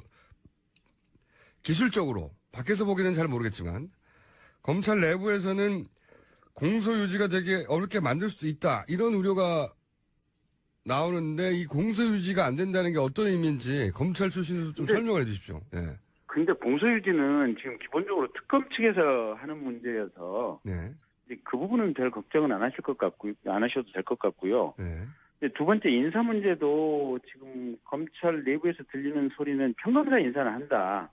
하지만 부장검사라든지 검사장급 이상의 간부급 인사는 일단 정권이 바뀔 때까지는 안 하고 이제 그대로 간다. 예. 이렇게 내부적으로 지금 정해져 있다는 것 같습니다. 그리고 그게 원래 방침이었는데, 네. 또 나오는 얘기로는 그렇게 말은 했지만 실제 간부급도 하게 될지 모른다는 우려가 있어가지고요. 근데 그렇게 해봐야 지금 가령 최악의 상황을 이제 이게 발생할 수는 없는 일이지만 발생해서도 안 되고 발생할 수는 없는 일이지만 이게 탄핵이 기각되는 상황을 가정법 2% 놓고 얘기를 해본다고 치더라도 네. 근데 박근혜 대통령이 지지율이 5% 남짓밖에 안 되는 거 아닙니까? 네. 국민들은 화가 나고 나라는 혼란에 빠지겠지만 어쨌든 12월 대선이라고 하더라도 박근혜 대통령이나 지금 현재 극우 보수 세력이 정권을 다시 가져갈 수는 없다라고 읽히는 상황이기 때문에 검찰 내부에서 인사권을 통해서 자기네들이 원하는 사람을 포진을 시킬 수는 있겠지만 예. 그 사람들이 그러면 원하는 대로 그대로 수사를 하고 실제 행동을 할 것이냐, 예. 작전 명령을 들을 것이냐, 그거는 굉장히 소극적이고 미온적이고 하는 척만 할 것이다. 그래서 지금 어떠한 인사를 한다고 하더라도 현 정권이 관료 조직에 대한 통제 권한이 그렇게 세지 않고 매우 약화돼 가는 이런 추세이기 때문에 특별한 의미는 없다고 생각됩니다. 그렇다 하더라도 특검 수준으로 할 수 있을까요? 그건 안 되죠. 그러니까 제 말이 그 특검 말입니다. 수준의 특검처럼 강력한 의지를 가지고 수사하는 것은 어렵대. 예. 그렇다고 거기에 반해서 역풍을 만들어내는 또는 현재의 특검이 이루어왔던 수사 성과를 부인하는 또 다른 반대 측면에서의 어거지 수사를 하는 것은 불가능하다. 근데 저는 이제 이런 걸 걱정하는 거죠. 워낙, 어쨌든 오랫동안 집권해왔던 세력이고, 기본적으로 네. 노하우가 있다 보니까, 네. 지금 국민들이 80% 가까이 탄핵을 원함에도 불구하고, 어떻게든 탄핵이 안 되게 만들려고 하는 노력, 지연시키고, 네. 또는 특검도 이렇게 연장하지 않으려고, 그리고 대면 수사도 하지 않으려고, 여러 가지 방식으로 자기들 노하우를 가지고 지금 80%가 넘는 여론에도 불구하고 자기들 유리한 방향으로 꾸역꾸역 끌고 가는 힘이 있지 않습니까? 힘이.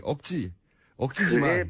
그래 봐야 도도한 역사의 물줄기를 되돌릴 수는 없습니다.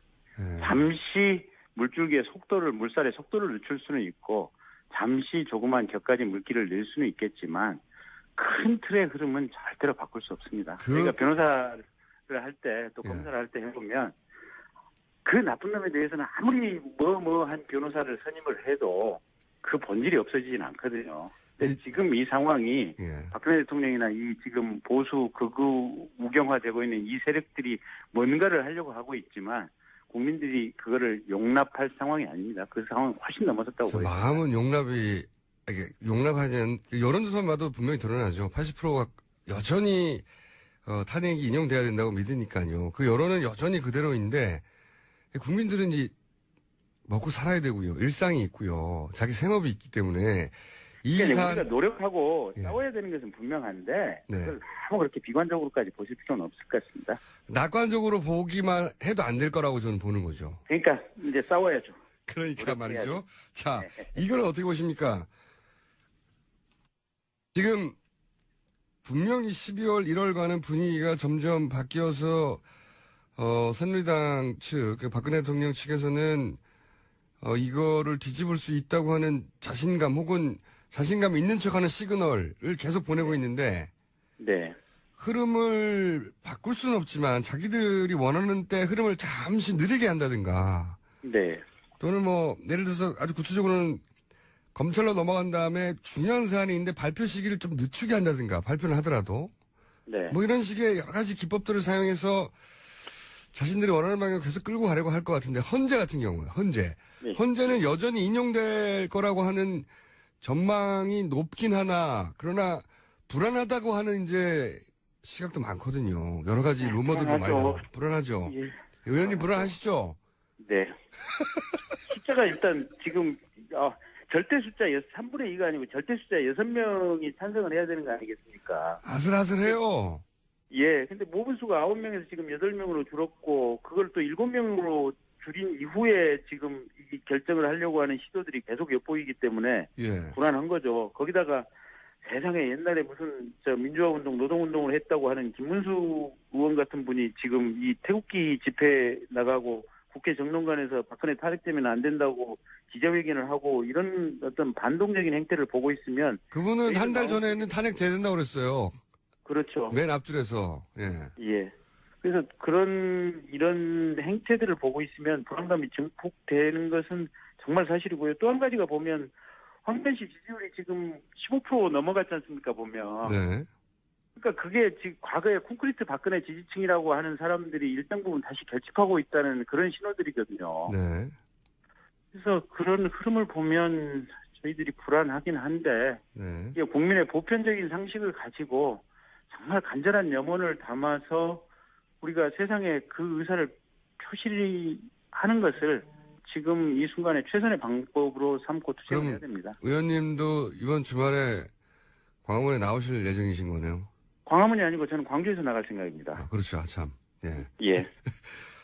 이게 일반 국민들로서 이렇게 권력을 손에 쥐고 있지 않은 일반 국민들로서는 그리고 야당도 당장 그런 움직일 그 실체적 힘이 없으니까 그 의지를 보여주는 수밖에 없다. 그리고 헌재도 80%의 국민들은 여전히 이런 의지를 가지고 있고 그런 뜻이라는 걸 보여주는 방법밖에 없는 거예요. 현재는. 그렇죠. 이게 헌재고 법원이고 나중에 이제 개헌을 하고 법을 바꿀 때 공중분해시키는 방법이 있는데 그건 나중 얘기고 예. 지금 헌재 재판관 중에 미친 척하고 그냥 탄핵 반대해버리면 이게 방법이 없어지는 거 아닙니까? 그리고 아까 점점 과격해지신다. 미친 척하고. 예, 김어준 총수 말대로 이게 상식이 통하지 않는 집단이기 때문에 가령 뭐 경우에 따라서는 헌재 재판관의 개인적인 약점이나 그 헌재 재판관 또는 그 주변 사람, 주변 가족, 친지들의 개인적인 약점을 찾아내서 협박을 한다 뭐 이런 가능성도 배제할 수 없는 거 아닙니까? 그런 걸 우려하는 거죠. 예. 그래서 그런 불안감들이 있는 건 사실입니다. 그럼에도 불구하고 사판이니까요. 예. 네. 그럼에도 불구하고 사실은 저희가 할 수 있는 것은 지금 순간에 그렇게 많지는 않은 것 같습니다. 예, 의지를 확실하게 이게 이제, 석 달 전에도 14%, 15%, 뭐, 13에서 15 사이였어요. 그 정도 수치의 국민들은 기각돼야 한다. 그것이 지금 거의 고스란히 황교안 대행의 지지율 혹은 새누리당의 지지율하고 거의 비슷하거든요. 네. 그분들은 이제 콘크리트로 분명히 있고요. 네. 그리고 어느 나라나, 극우라고 분류되는 정치 혹은 그 국민 여론은 한 10%, 15% 있습니다. 그러니까 그렇게 이해하면 될 것 같고, 네. 나머지 한 80여 프로의 일반적인 국민들은 여야 혹은 뭐 진보 보수 상관없이 이 정도 했으면 탄핵되는 게 맞다라고 생각하는 분들인데 중요한 거는 15%의 권력이 집중되어 있다는 겁니다. 문제는. 네. 그래서 저랑 의원님과 이런 인터뷰를 하고 있는 거 아니겠습니까? 큰일 났다. 네. 자, 이거를 힘써 주십시오. 이 방송을 듣고 탄핵이 돼야 된다고 생각하는 분들은 걱정해서 거리로 나갈 것이고, 또 기각이 돼야 한다고 생각하시는 분들은 이제 쾌재를 부르실 텐데, 국회에서 어떻게든 특검법이 연장되도록 혹은 개정안이 통과되도록 좀 노력을 해주세요. 예, 일단 개정안 통과보다도 좀 더 눈앞에 있는 것은 연장이죠. 연장부터. 달 말까지니까 네. 연장시키면 한 달 정도 더 수사를 하면 어쨌든 이게 특검 자체의 수사는 실은 이 전국에서는 약간 이제 본질에서 벗어나 있는 부분이고 탄핵 심판이 3월 13일 이전에 나오는 것이 본질적인 목표거든요. 예. 탄핵 심판만 그때까지만 해서 탄핵 결정만 나오면 그 이후에는 일사천리로 청산할 부분도 청산을 하면 되거든요. 자, 저희들 하긴 노력하겠습니다. 국민의당도 어제 지금 박지원 대표 또 정당 심상정 대표 또 추 대표 이렇게 해가지고 야3당 대표 회담을 했고요. 그런 부분에 대해서 저희들이 여러 가지 우려를 피력하고 있고. 알겠습니다. 법사위를 통해서도 현재 이런 의견들을 지금 전달을 하고 있고 그런 상황들입니다. 알겠습니다. 오늘 여기까지 하고요. 네. 상황이 만만치 않으니까 자주자주 연락해야 될 것 같습니다. 이제 대변인 되셨으니까. 네. 그것도 자주 불러주십시오. 수석 대변인이시니까. 예. 자, 오늘 여기까지 하겠습니다. 감사합니다. 네, 감사합니다. 국민당 김경진 수석 대변인이었습니다. AS 시간입니다. 뉴스공장 앱이 다운됐어요. 예. 접속도 안 되고 있고요. 디도스 공격이냐고 얘기하시는 분들이 많습니다. 저도 몰라요. 디도스 공격인지 아닌지는 모르겠는데 여하간 폭주는 맞습니다. 폭주해서 완전 다운돼서 못 듣고 계신 분들이 많네요. 네. 할 수 없어요. 라디오를 트세요. 당장은. 아니면 잠시 후에 팟캐스트 업로드를 보셔야 될 것 같고. 이 예산을 서울시에서 많이 받아가지고 대폭 증설해야 될 것 같습니다. 증설을 하는데 또 다운된 거라고 저는 알고 있습니다. 자, 왜냐면 저희가 이제 동시간대 라디오 프로그램 1위. 당연하죠. 네, 당연하고. 라디오 전체 프로그램, 전국에 있는 모든 프로그램 중 4위. 이거는 뭐 팟캐스트를 합치면 저희가 압도적인 일이라고 보는데. 또 당연하고요. 네. 제가 진행하니까요. 당연한데 어쨌든 폭주 상태입니다. 안 들리고 있어요. 네. 자, 이런 문자가 있네요. 내부자 둘 코너, 안민석 김성태 의원이 하시는, 이 코너가 마무리가 미숙하다고, 그게 아마 이제 두 분이 대화하는 도중에 음악이 나가고 끝나는 거 때문에 마무리가 미숙하는 걸로 보이는데 반성하라고 저한테 하는데 싫습니다, 반성하기. 컨셉이에요, 그게. 그러다 끝내는 게. 그리고 요즘 택시 탔는데 뉴스공장 듣는 분도 많고 틀어달라고 하는 분도 많다고 합니다. 잘하고 계십니다. 네. 어쨌든 앱이 안 되는 것은 폭주해서 그렇다. 서버를 증설했는데 또 그렇다. 또 증설해야 한다. 이건 이 TBS 사장님이 할 일이다. 사장님한테 항의해 주세요. 여기까지 하겠습니다. 세련된 도시건축가. 제가 앞으로 세련된을 느끼겠습니다. 왜냐면은 굉장히 패셔너블한 분이에요, 이분이. 아이고, 참나. 대충 하시죠. 네. 나이를 뛰어넘는 패션. 네. 패셔니스타 김진애 도시건축가 나오셨습니다. 안녕하십니까? 네, 안녕하세요. 네. 고맙습니다. 아니, 이게 사실이에요. 네. 사실입니다. 못 보여드려서 한스럽습니다. 제가 이 패션을 볼 때마다, 야, 세련됐다, 세련됐어. 야, 나이를 잊게 만드는구나. 20대들도 따라 하면 세련되다고 칭찬을 받을 그 정도의 패션을 구사하고 계십니다. 네. 여기까지 칭찬을 하고요. 자, 오늘 사실 그 얘기부터 잠깐 해보면 걱정이 되시죠, 요새. 당연히 걱정되죠. 네. 갑자기 며칠 사이에 네. 불안감이 훅 올라왔어요. 글쎄 말이죠. 예. 대통령 대면 조사를 하지 않는 것이 하나의 신호탄처럼 느껴져요. 500원 버셨죠. 1,500원. 1,500원 다. 예, 오늘 500원, 1,000원 추가했어요. 두 가지 더 글쎄 걸었습니다. 말이죠. 저기. 저도 뭐 안 될 거라, 그럴 거라고 생각했어요. 마지막에. 예언은 타이밍이 중요합니다. 아니, 저는 스피커가 없으니까. 딱 적절한 타이밍에 글쎄. 예언을 해서 제가 1,500원을 벌게 생겼어요. 지금으로서는 한 90% 이상의 확률로 오늘 제가 못 들어서 그러는데 또 하나 특검 연장은 안 될 것이다. 아니요, 그거 그건 말고요. 안 했어요. 두 가지 예언을 더 했습니다. 대통령 측에서 요구한 어떤 무리한 사항이 있는데, 네. 특검이 그걸 나중에 정말 대면조사 안 하면 공개해버릴 수 있다. 네. 서로 이제 양측이 이제 감정이 격해졌으니까 그런 얘기가 나왔는데, 그 중에서 제가 만약에 공개된다면 공개된 사안 중에 질문지를 미리 달라라는 내용이 있었을 수 있다. 그게 등장한다는데 500원 걸었습니다. 왜냐하면 박근혜 대통령의 이 특징상 네. 뭘 물어볼지 모르는 특검 앞에 나갈 리가 없다. 근데 물론 말도 안 되는 요구지만 요구를 했을 거라 본다. 저는. 근데 질문을 뭐 한 1000가지는 만들었다고 그러는데 그거 다 어떻게 외워? 많이 들이세요. 그러면 시간 제약을 뒀겠죠. 1,000가지를 줘도 시간 제약을 뒀겠죠. 네. 네, 틀림없이. 그래서 사전에 질문지를 달라는 요청이 있었을 거라는데 500원 또 걸었습니다. 제가. 예. 그다음에 또 하나 걸었던 게 삼성이 왜 공정위 금융위 압수수색을 했어요. 네네. 예. 갑자기 그것도 굉장히 예, 갑작스럽게. 그게 왜 그렇게 했을까? 삼성 때문이라고 보고 삼성이 해결하지 못한 게 이제 금산분리 때문에 삼성생명 문제를 해결하지 못하고 있었거든요. 근데 이제 그 편법으로 중간 금융지주회사라고 하는 걸 만들어서 이걸 해결해주는 방안을 이 삼성에서는 끊임없이 원했어요. 네. 근데 이 말도 어렵, 중간 금융지주회사를 예외적으로 인정해주자. 이거는 적용 대상이 삼성밖에 없어요. 오로지. 네. 이게 만약에 되면 무조건 삼성을 위해서 하는 겁니다. 네. 그러니까 대가성을 인정하려고 찾으려고 막 노력하고 있잖아요. 네. 근데 공정위 금융위를 압수수색했다는 건 요게 있나 확인해 보려고 했을 것이다. 그래서 앞으로 중간 금융지수회사라는 단어가 등장하는데 500원 걸었다. 제가. 그것도 다 벌겠는데. 좀 크게 거세요. 총 2,500원이 지금 확보되어 있는 거의. 네. 네.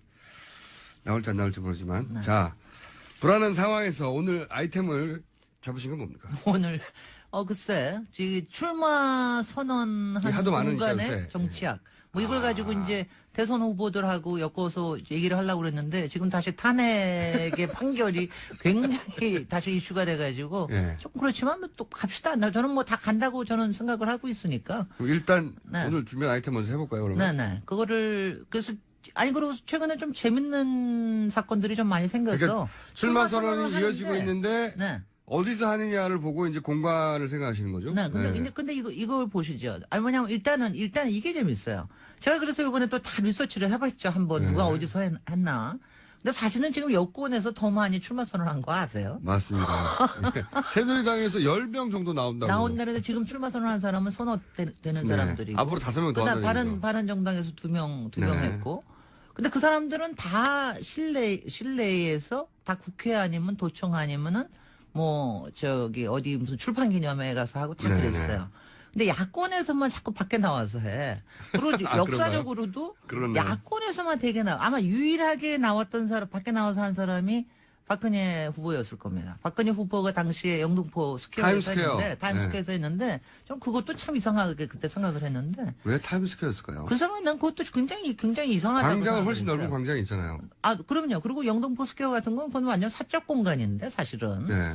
그게 아마 본인 마음에 다 들어서 그랬나? 나 그건 좀 조금 이상하게 생각을 아마 했어요. 이게 스퀘어라는 단어 때문에 광장이니까. 아, 근데 일단 야권에서 이렇게 바깥으로 나오는 거는 이유가 뭘까? 야권이기 때문일까? 저는 꼭 그렇지만은 않다고 생각을 합니다. 그러니까 의미 부여를 그렇게 했어요. 오히려 이제 이 민주, 진보 이런 분들이 일단은 소통하기를 좋아하고 시민들하고의 커뮤니케이션 한다는 거를 굉장히 중요하게 생각을 하고 그리고 밖에 나와도 두렵지가 않죠. 왜냐하면 어느 질문이 나와도 뭐 대답도 할 수 있고 이렇기 때문에 일단 밖에 나오는 걸 두려워하지 않는다. 이게 이제 좀 공개성이라고 하는 게 좀 굉장히 좀 크다고 생각을 하고. 그래서 그래서 보수 진영 분들은 아무래도 이제 절차와 형식 네. 이런 부분에 대해서 그 방점을 두는 분이라 밖에서 이거 어수선하고 아 근데 그런 걸 솔직히는 싫어하는 것 이번에 같기도 하고. 남경필하고 유승민 위원 두 분이 네. 아마 국회에선가 했을 거예요. 근데 그분들이 시간이 좀 있었으면 사실 밖에서 했을 겁니다. 저는 그렇게 생각합니다. 그분들 성향이 그분들 성향이. 근데 이번에 반기문 들어오기 전에, 유엔 총장 들어오기 전에 빨리 하려고 막 그랬기 때문에 할 수 없이 국회에서 한 것 같은데, 그렇지 않았으면 좀 볼만한 얘기거리가 좀 나올 수 있었을 특히 텐데. 남경필 도지사 같은 경우에는 이제 감각이 좀 젊다 보니까 글쎄 말이죠. 색다른 곳에서 했을 법도 한데. 그럴 것 같아요. 한번 물어봐야 되겠네. 하려면 어디서 했을 것 같으냐고. 네. 근데 아니, 이제 왜냐하면 사실 하려고 그래도 마땅한 그렇게 장소가 없어요. 장소가 마땅하지 않습니다. 맞습니다. 여태까지 나온 데가 뭐 광화문에 세종대왕 앞에서 한 거는 손학규. 예. 그다음에 불출마 선언을 한 거는 덕수궁 앞에 누가. 그다음에 서대문 형무소 앞에 문재인 후보가 했었고. 지난 대선 때 했었고. 그래서 예. 또 그다음에 또 누가 했나. 거기는 이제 본인이 수감 생활을 거기서 했다고. 네네. 예. 그리고 방학도 땅끝 했죠. 마을에서 해남 땅끝 마을에서 또 김두관 후보가 했던 맞습니다. 적도 있습니다. 네. 하여튼 바깥을 잘 다녀요. 바깥을 잘 다녔는데 이렇게 그리고 강금실 서울시장 후보가 정동국장에서 했어요. 그건 제가 기억이 안 나요. 근데 정동국장에서 했는데 그때는 네. 그 스타일을 꾸긴 게 네. 왜 청계천에 먼저 사진을 찍고 나서 거길 걸어가냐고요. 그래서 스타일을 되게 꾸겼는데 네. 그래서 뭐 그렇게 많지는 않습니다. 스타일을 구겼다고 하죠. 표현 아니, 꾸긴 거나. 네네. 스타일을 꾸깃꾸깃되었다라고 할 수는 있습니다. 네네. 그래서 저기 했는데, 근데 이번에, 안희정 후보가, 제가 오늘 이제 얘기할 건 안희정 후보가 대학로에 가서 했어요. 대학로에 한 극장에 가서 했는데, 극장에 가서. 네. 대학로, 오랜 터줏대감 중에 한 분이시니까 어떻게 보셨어요? 그 거기 이제 선택을?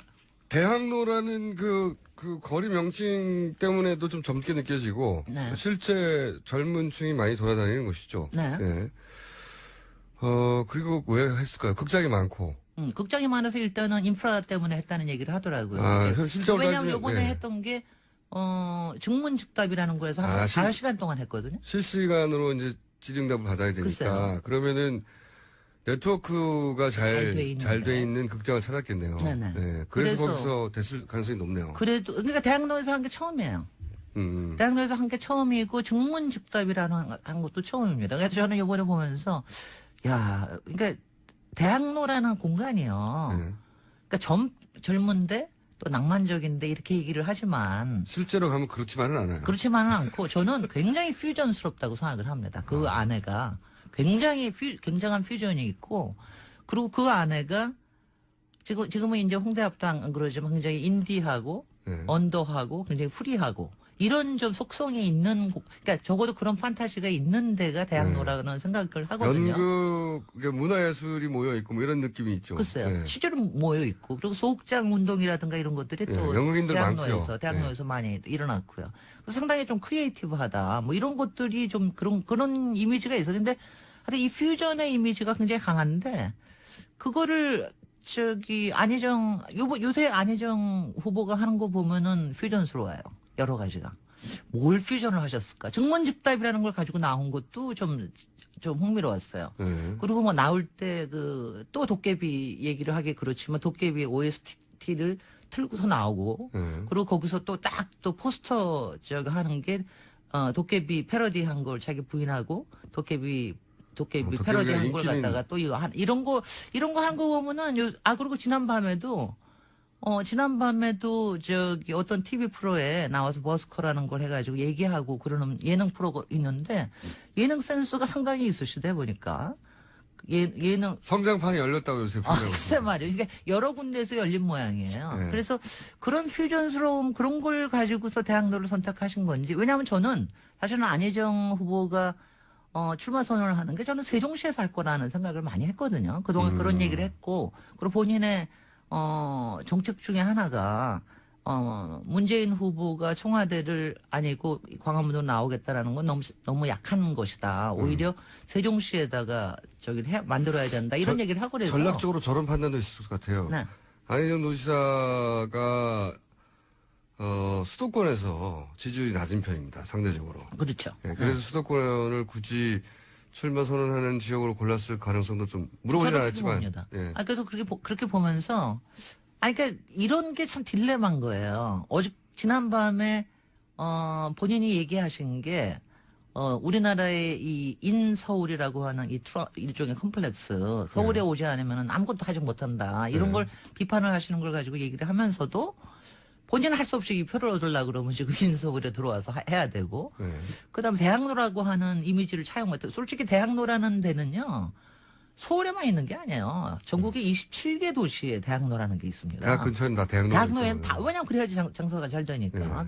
그래서 그런 것들, 그 다음에 요새 만들어내는, 정책들도 상당히 이게 제가 아주 굉장히 좋게 표현해서 퓨전스럽다고 얘기하는 겁니다. 아프게 말하면 짬뽕입니까? 아니, 뭐라고 얘기해서 상당히 그렇게 될 수밖에 없는 이런 거.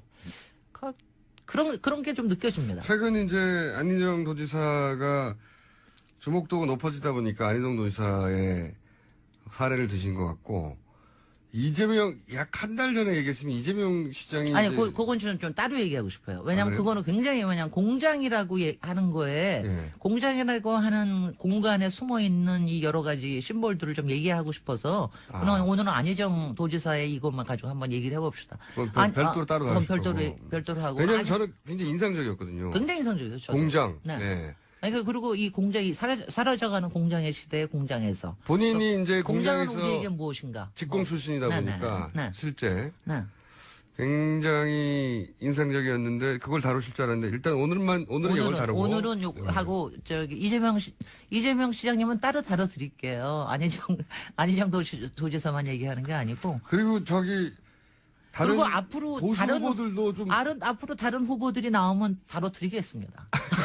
아니 다른 보수 후보들도 아니 왜냐하면 저는 좀 바깥에서 해줬으면 왜냐하면 좋겠어요. 우리가 네. 이 공간의 이미지를 뭘로 생각을 하느냐고 그것을 자기하고 어떤 관계를 맺느냐 하는 걸 생각을 하는 게 네. 굉장히 중요한 우리 아이덴티티를 만들어가는 과정 중에 하나입니다. 이게 출마뿐만이 아니고 왜냐하면 제가 그래서 가끔 그냥 김어준 총수께서는 당시에 대학로에 왜 가셨어요? 벙커 할 때? 그때는 저렴했고요. 저렴해서 가셨다. 그것도 물론 있어요. 저는 네. 아니, 그러니까 저희가 원하는 정도의 규모로는 굉장히 너무 비싸가지고 네. 하여튼 복잡한 사정이 있었는데 대학로도 좋죠. 예. 네. 분위기 자체도 분위기가 좋다는 거는 대학로가 처음 지금의 분위기를 가졌던 그 주말에 왜 교통 통제를 아예 해버리고 네. 해방공원처럼 만들었을 때 있잖아요. 네. 저는 그 이미지가 아직도 있어요. 대학로에 대해서. 아니, 그러니까 대학로라는 게 굉장히 재밌는 공간이에요. 아니, 저는 우리나라에서 지금 서울에 있는 대학로 같은 경우에 그래서 저는 이 자유공간이라는 느낌이 아직도 있어요. 네네. 자유공간. 그다음에 우리 이게 영어로 표현하면 굉장히 오센틱한 데입니다. 네. 왜냐하면 누가 만들려고 그래서 원래 거기를 관해서 만든 거는 그냥 주거단지로 만들어놨거든요. 네. 근데 그거를 사람들이 자기네들 방식으로 바꿔서 만들어진 공간이에요. 창조적인 공간이에요. 그러니까 굉장히 오센틱이 뭔지는 아시죠? 네. 굉장히 아는 척하고 네. 굉장히 왜냐 그런 공간이 잘 없거든요. 네. 그다음에 그 안에서 제가 퓨전스럽다는 게 아까 얘기하는 여러 가지 문화적인 것뿐만이 아니고 그 안에 보수적인 거하고 전위적인 게 막 섞여 있어요. 그것도 굉장히 흥미로운 건데. 상업화가 많이 됐으면 아시기도 해요, 저는 근데. 물론이죠. 네. 근데 거기는 상업화가 안 될 수가 없는 공간. 사람이 많이 모이니까요. 근데 그거를 안희정 지사의 요새 이 핵심 키워드하고 그리고 안희정 도지사가 상당히 또 저는 흥미로운 인물인 게 사실 그 충남도라고 하는 게 얼마나 보수적인 데입니까? 네. 거기서 지금 도지사 지금 한 7, 8년째 하고 있으면서 본인이 바꿔가는 그렇지만 본인의 심지는 굳은 네. 이런 사람이 세상을 어떻게 보고 어떻게 만들어가느냐 이거하고 연결이 돼서 상당히 재밌는 선택이었다 이런 생각을 합니다. 잘 어울리는 선택을 하셨다고 생각하시는 거예요? 네네. 저는 그렇게 봅니다. 만약 그 저기를 나와서 하려면 그거를 할 수밖에 없었을 거다. 뭐 이런 생각을 해요. 그럼 만약에요. 네. 아직 그 출마 선언을 하지 않은 친박 진영 있지 않습니까? 네. 제대로 선언을 하지. 김문수 전 도지사 같은 경우도 출마 선언을 하지는 않았거든요. 근데 김문수, 홍준표, 이왕구 이런 사람? 이현구 의원이 할지는 모르겠지만 제 말은 이제 그 바른정당에서는 출마 선언을 대부분 해버렸고, 네. 그렇죠? 그 다음에 안철수 아직 안철수 전 대표는 출마 선언을 했나 안 했나 모르겠네. 안 했습니다. 아직 안 지금 했군요. 제가 궁금한 게 안철수와 문재인이 어디를 고를 것이냐가 굉장히 궁금합니다. 그래서 저는 이분들은 틀림없이 장소를 상징적인 곳을 고를 그렇습니다. 텐데 네. 보수 진영에서는 대부분 이제 실내나 국회나 이런 자꾸 선택하니까 어디를 권하시는지 친박 진영에게 권하는 곳은 어디다. 그 숙제를 주세요. 나 그런 금방 못해. 청와대 앞에서 해야 하나요, 이분들은? 여하튼 태극기가 큰 데서 해야 되겠죠. 아, 그렇군요. 태극기가 큰 데서. 태극기하고 성조기가 같이 있는 곳. 그런 숙제를 주시니까 미 대사관아. 아니 왜냐하면 저도 그런 생각을 잘 안 해봤는데 이거는 굉장한 생각거리인데요. 알겠습니다. 보니까 오늘 여기까지 하고요. 참고로 오센틱은 고유한 진본인 그들만이 가진 이런 네네. 뜻이고요. 저는 오늘 여기까지 해야 될 것 같습니다. 네, 고맙습니다. 네. 내일 다시 뵙겠습니다. 김어준이었습니다. 안녕. 입장에서는 부당하다고 생각될 요구가 있었을 것 같은데 이런 요구를 많이 했을 거라 봐요. 이 중에 하나만 걸려라. 거부하는. 특검이 이거 안 받아들이면 우리 안 해. 계속 그랬을 거예요. 네. 그렇게 이제 응할 생각이 없으니까 응하지 않을 이유를 만들어야 하니까 부당한 요구를 계속 했겠지만 이 질문지를 미리 달라는 이야기는 저는 박근혜 대통령이 그동안 해왔고 계속 밝혀지고 있고 지금까지의 박근혜 대통령의 특징을 보자면 반드시 있었을 것이다 라고 500원을 걸고 추정하는 바입니다. 만약에 실제 사전 질문지 요구가 있었다. 사전 질문지라고 명칭을 붙였든 뭐든 어떤 질문을 정해서 달라. 미리. 예. 그런 요구가 만약에 있었다면 그럼 저는 추가적으로 이 질문지에 답을 했는데 대묻지 못한다. 추가 질문을. 그것도 저는 있었을 거라고 봐요. 만약에 그게 있었다면. 왜냐하면 사전 질문지 의미가 사라지거든요. 추가 질문을 하면. 사전 질문을 해놓고 답을 했는데 또 물어봐요. 그러면 앞에 사전 질문을 정해놓은 의미가 없잖아요. 그러니까 또 묻지도 못한다. 이런 말도 안 되지만 저는 박근혜 대통령 측이라면 이런 요구를 했을 가능성이 있다. 네. 특검이 이런 거를 나중에 이제 합의가 돼서 결국 대면조사를 하면 안 밝히겠지만 합의가 안 돼서 결국 대면조사가 무산되면 이런 것도 밝힐 가능성이 있지 않을까. 그때 저는 추가적으로 500원을 과감하게 걸어둡니다. 미리. 네, 2,000원이 됐습니다. 다른 건 모르겠지만 이거는 있어야 박근혜 대통령의 특징이 맞다고 저는 생각이 들어요. 네. 자, 다음 순요. 네, 새누리당 내부에서 친박 강경 보수 인사들의 목소리도요, 덩달아 커지고 있다라는 보도가 나오고 있습니다. 임명진 위원장 같은 경우에는 친박 청산 주장했었거든요. 그런데 입장을 좀 선회해서 박 대통령 징계를 하지 않는 것이 당의 방침이다. 이렇게 밝혔고요. 정우택 원내대표도 탄핵 심판에 영향 미치지 말라면서 민주당 비판에 열을 올렸습니다. 뿐만 아니라 새누리당 대선 주자들, 인재, 김문수 이런 사람들도요. 탄핵 심판에 대한 이야기를 하면서 촛불 집회 비판에 바쁩니다. 이게 이제 굉장히 무서운 이야기예요. 탄핵 심판에 영향을 미치지 말라. 본인들이 이미 다 본인들이 원하는 만큼 미쳐놨다. 이렇게 저는 들려요. 본인들은 다 미쳐놨으니까 너희들이 미칠 생각을 하지 마라. 이 헌재 주는 시그널이기도 하죠. 네. 우리 세력이 죽지 않았다. 네. 우리 말들을 듣는 게 좋을걸? 또는 함부로 탄핵 인용하면 좋지 않을걸? 우리가 살아있어. 이런 시그널이기도 하다고 봅니다. 네. 사람인 이상 그런데 영향을 받지 않을 수 없다고 생각하거나 또는 실제 그 루머 2명 그 루머가 만약 일부라도 사실이라면 만약입니다. 일부라도 사실이라면 그런 전제하에 말하자면 이제 이런 시그널은 괜찮다 그렇게 해도 불안해하지 마라. 우리가 살아있다. 뭐 이런 시그널이 아닐까. 물론 뭐 내부 결집력도 있죠. 예, 당연히 집회 계속 나오라고 15%를 향한 메시지이기도 한데 그럼 80%를 잃게 되는 거잖아요. 그렇죠. 예. 그럼에도 불구하고 이렇게 하는 것은 내부 결집을 시키고 이제 일단 만약에 탄핵이 기각된다. 새누리당 이름을 바꿨죠? 자유당이든가요? 자유한국당입니다. 예. 야, 이름이 이게 몇십 년을 돌아가는 겁니까, 이게? 이렇게 되면. 40년대로, 예. 예. 자유당이라고 불리겠네요, 이제. 예, 그렇죠. 예. 예. 바꿔 불러드리죠, 자유당. 자유당의 새누리당. 자유당 입장에서는 이 전국을 주도하고 바른정당을 흡수하겠다고 하는 자세로 나오겠죠. 네. 지지율 격차도 더 커질 거라고 봅니다. 그렇게 되면.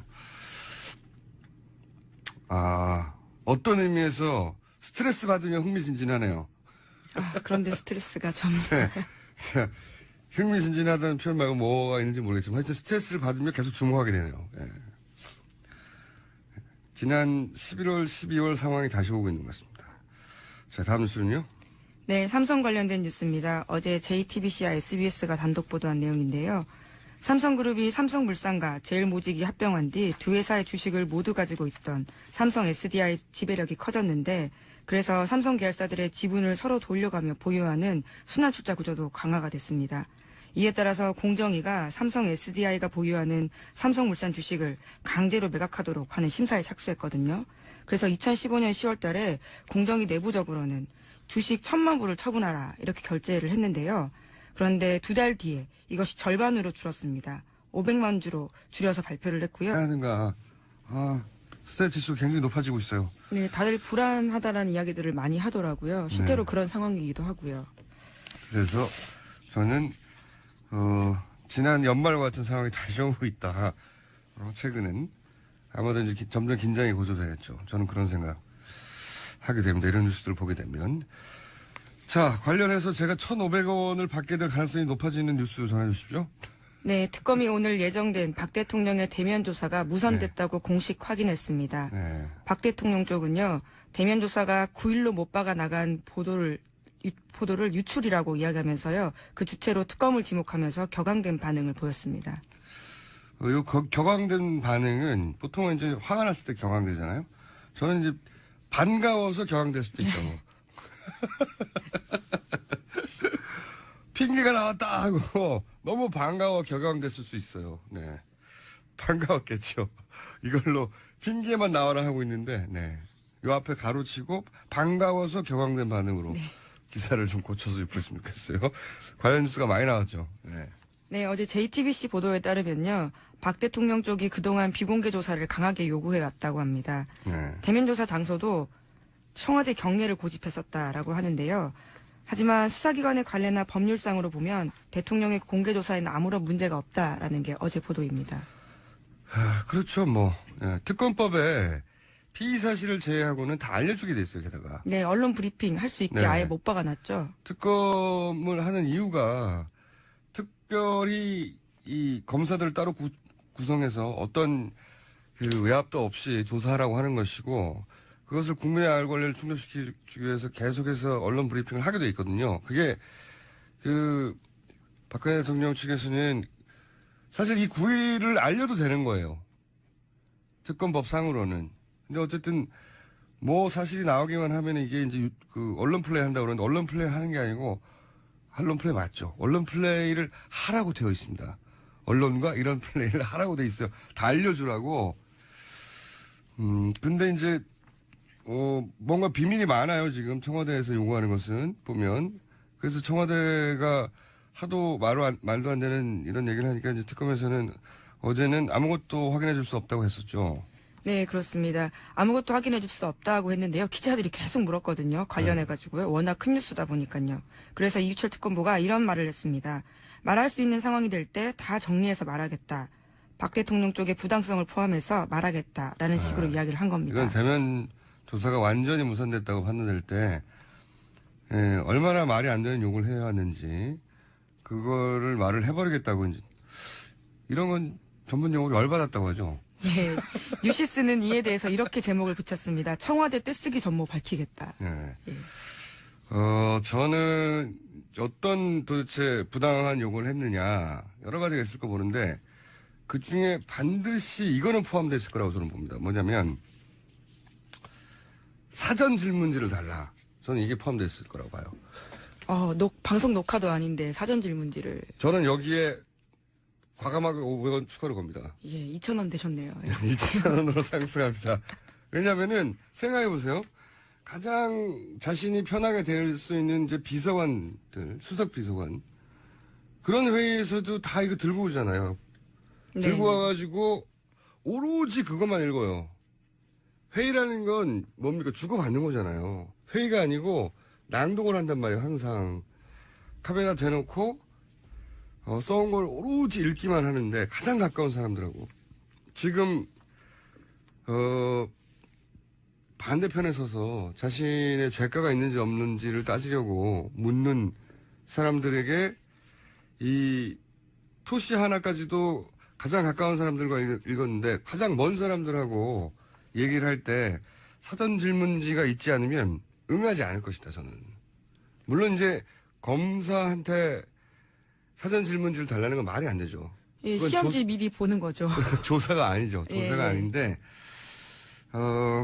저는 평생 그래왔는데, 그리고 이제 최근에 법정에서 등장하는 얘기들도 예외는 없다고 그러잖아요. 거의 토시 하나가 기다려 있는다고. 준비되지 않는 상황에서는 발언이 없다고 하는데, 방송에 나가지 않는 것도 그렇게 하는데 말이죠. 네.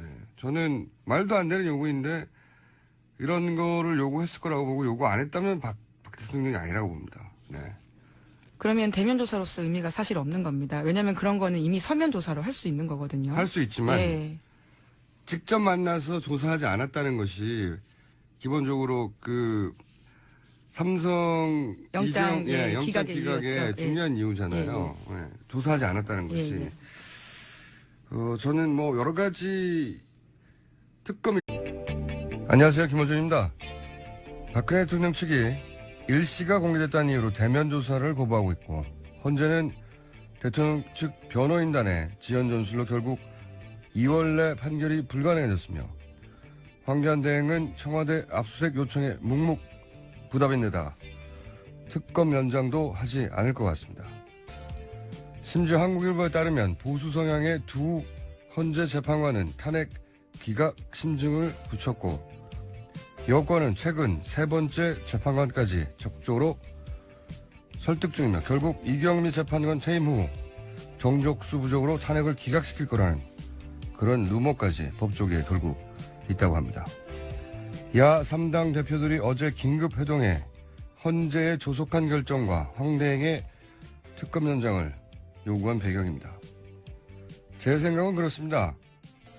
대통령 탄핵에 찬성했던 모든 정치 세력은 다른 어떤 이슈보다 바로 이 문제에 집중해야 한다. 선거는 그 다음이다. 국민들은 말도 안 되는 이 억지를 몇 달째 지켜보는 거 정말 스트레스 받습니다. 이제 좀 끝을 냅시다. 김호준 생각이었습니다.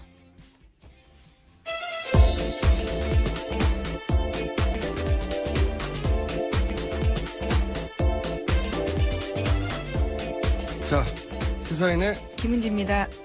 네, 제가 오프닝으로 한 이 루머, 네네. 이 루머는 사실 지지난주 정도부터 있었어요. 네. 네, 여의도 정치권을 중심으로 떠돌더라고요. 네. 제라 씨도 돌았었고요. 예, 그죠? 예. 예. 점점 좀 구체적인 스토리 라인, 그리고 저도 들었었는데, 이게 인물명도 막 등장하죠. 네, 구체적인 재판관들 이름이 나옵니다. 예. 언론에 계신 분이나 이 찌라시를 받아보신 분이나, 여의도에서는 이 얘기가 한참 돌았어요. 예. 저도 들었는데.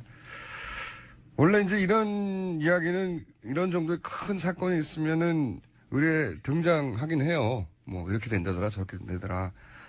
그 업계 법조계도 뭐 업계죠. 예, 뭐 전망 정도로 이해할 네. 수 있는 것들이었는데 그 업계의 루머일 수 있고 그랬으면 저도 하는데 근데 이제 걱정을 하는 것은 지금까지 그 박근혜 대통령 측 그 변호인단이 구사한 지연 전술 저건 지연 전술이야 누구나 봐도 뻔한데 그냥 구사했잖아요.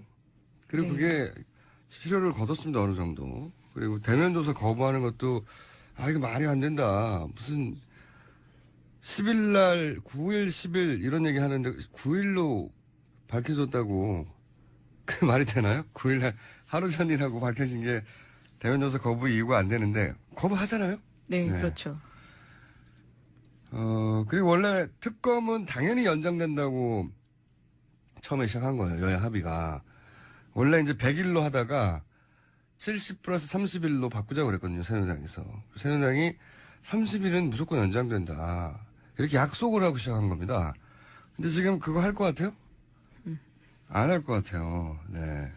이게 여야 합의였거든요. 70 플러스 30이고 30일은 자동 연장되는 거로 거의.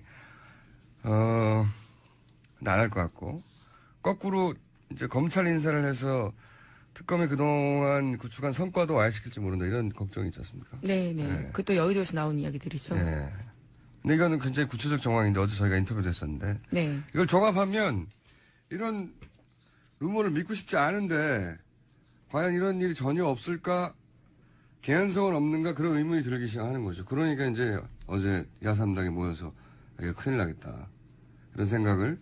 왜냐면 처음 이런 얘기가 등장했을 때는 흔히 등장하는 루머이지 뭐 그게 가능하겠어 그랬는데 점점 걱정을 하는 거죠. 만에 하나 3월 13일 이전에 헌재 결론이 나지 않는다. 그럼 이 루머는 루머에서 함정 추론에 단계로 격상이 되는 거죠. 예. 3월 13일 넘어가면 정말 대한민국 정치 일정은 완전히 이제 오리무중이 되는 거죠. 오리무중. 생각만 해도 스트레스가 왔습니다. 정치 일정뿐만이 아니라 이러한 모든 게, 예. 국정 자체가 12월까지 멈춰 있을 수도 있는 가능성이 있어서요. 모든 게 이제 오리무중이 되는 거죠. 예. 난장판이 되겠죠. 야, 생각만 해도 스트레스를 받아요, 정말. 아하. 그래서 저는 이제 선거는 그 다음이고, 이 조속한 결정 있어야 되고, 이제 탄핵에 찬성했던, 여기는 바른정당까지 다 포함되는 거죠. 예. 모든 사람들이 힘을 모아야 할 때 다시 왔다. 예.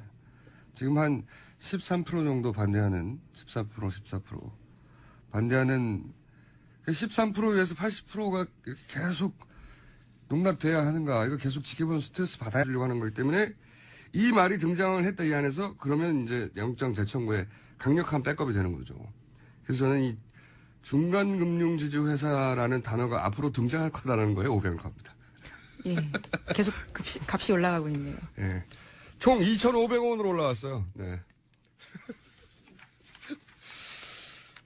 제목 정도밖에 못 읽습니다. 이제 하나 정도 제목 읽고 가셔야 되겠는데? 네네. 박원순 서울시장이 어제 이런 발표했습니다. 모금운동 해서라도 임시정부 기념관 반드시 건립해야 된다. 굉장히 중요한 발언을 하셨네. 예. 이게 이제 그 국정교과서가 말하고 있는 임시정부를 부인하는 예. 국정교과서 현 정부의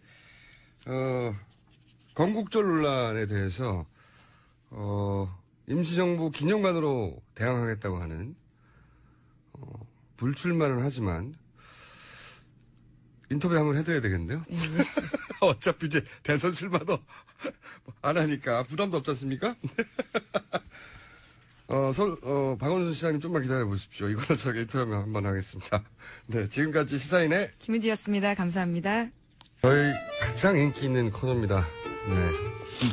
바로 이 코너 때문에 목요일은 듣는다고 말하시는 분들이 많습니다. 자, 과거에는 무줄이었죠. 네.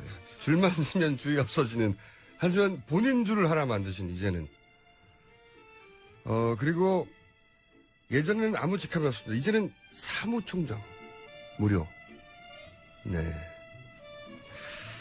두 분 다 잘 나가는 내부자 김성태 사무총장과 안민석 의원 나오셨습니다. 안녕하십니까? 예, 안녕하세요. 김성태입니다. 바른정당의 사무총장이에요. 드디어 해냈습니다. 김성태 사무총장을 만들었습니다. 누가요? 안민석 의원입니다. 안민석 의원님이 바른정당의 사무총장을 만들어냈어요? 저뿐만 아니라 교통방송의 힘으로 저 대한민국의 새로운 정치 지도자가 이번에 탄생되는 그런 역사적인 순간입니다. 제가 오늘 아침 방송 들어오기 전에 우리 안민석 의원이 참 균형적이면서도 이 기획력도 좋고 판단력도 좋으신 분인데 오늘 상당히 아침에는 상당히 좀 긴장하고 그래요? 또 상당히 좀 여러 가지 밤새 많은 걱정을 한 얼굴로 나오신 거예요.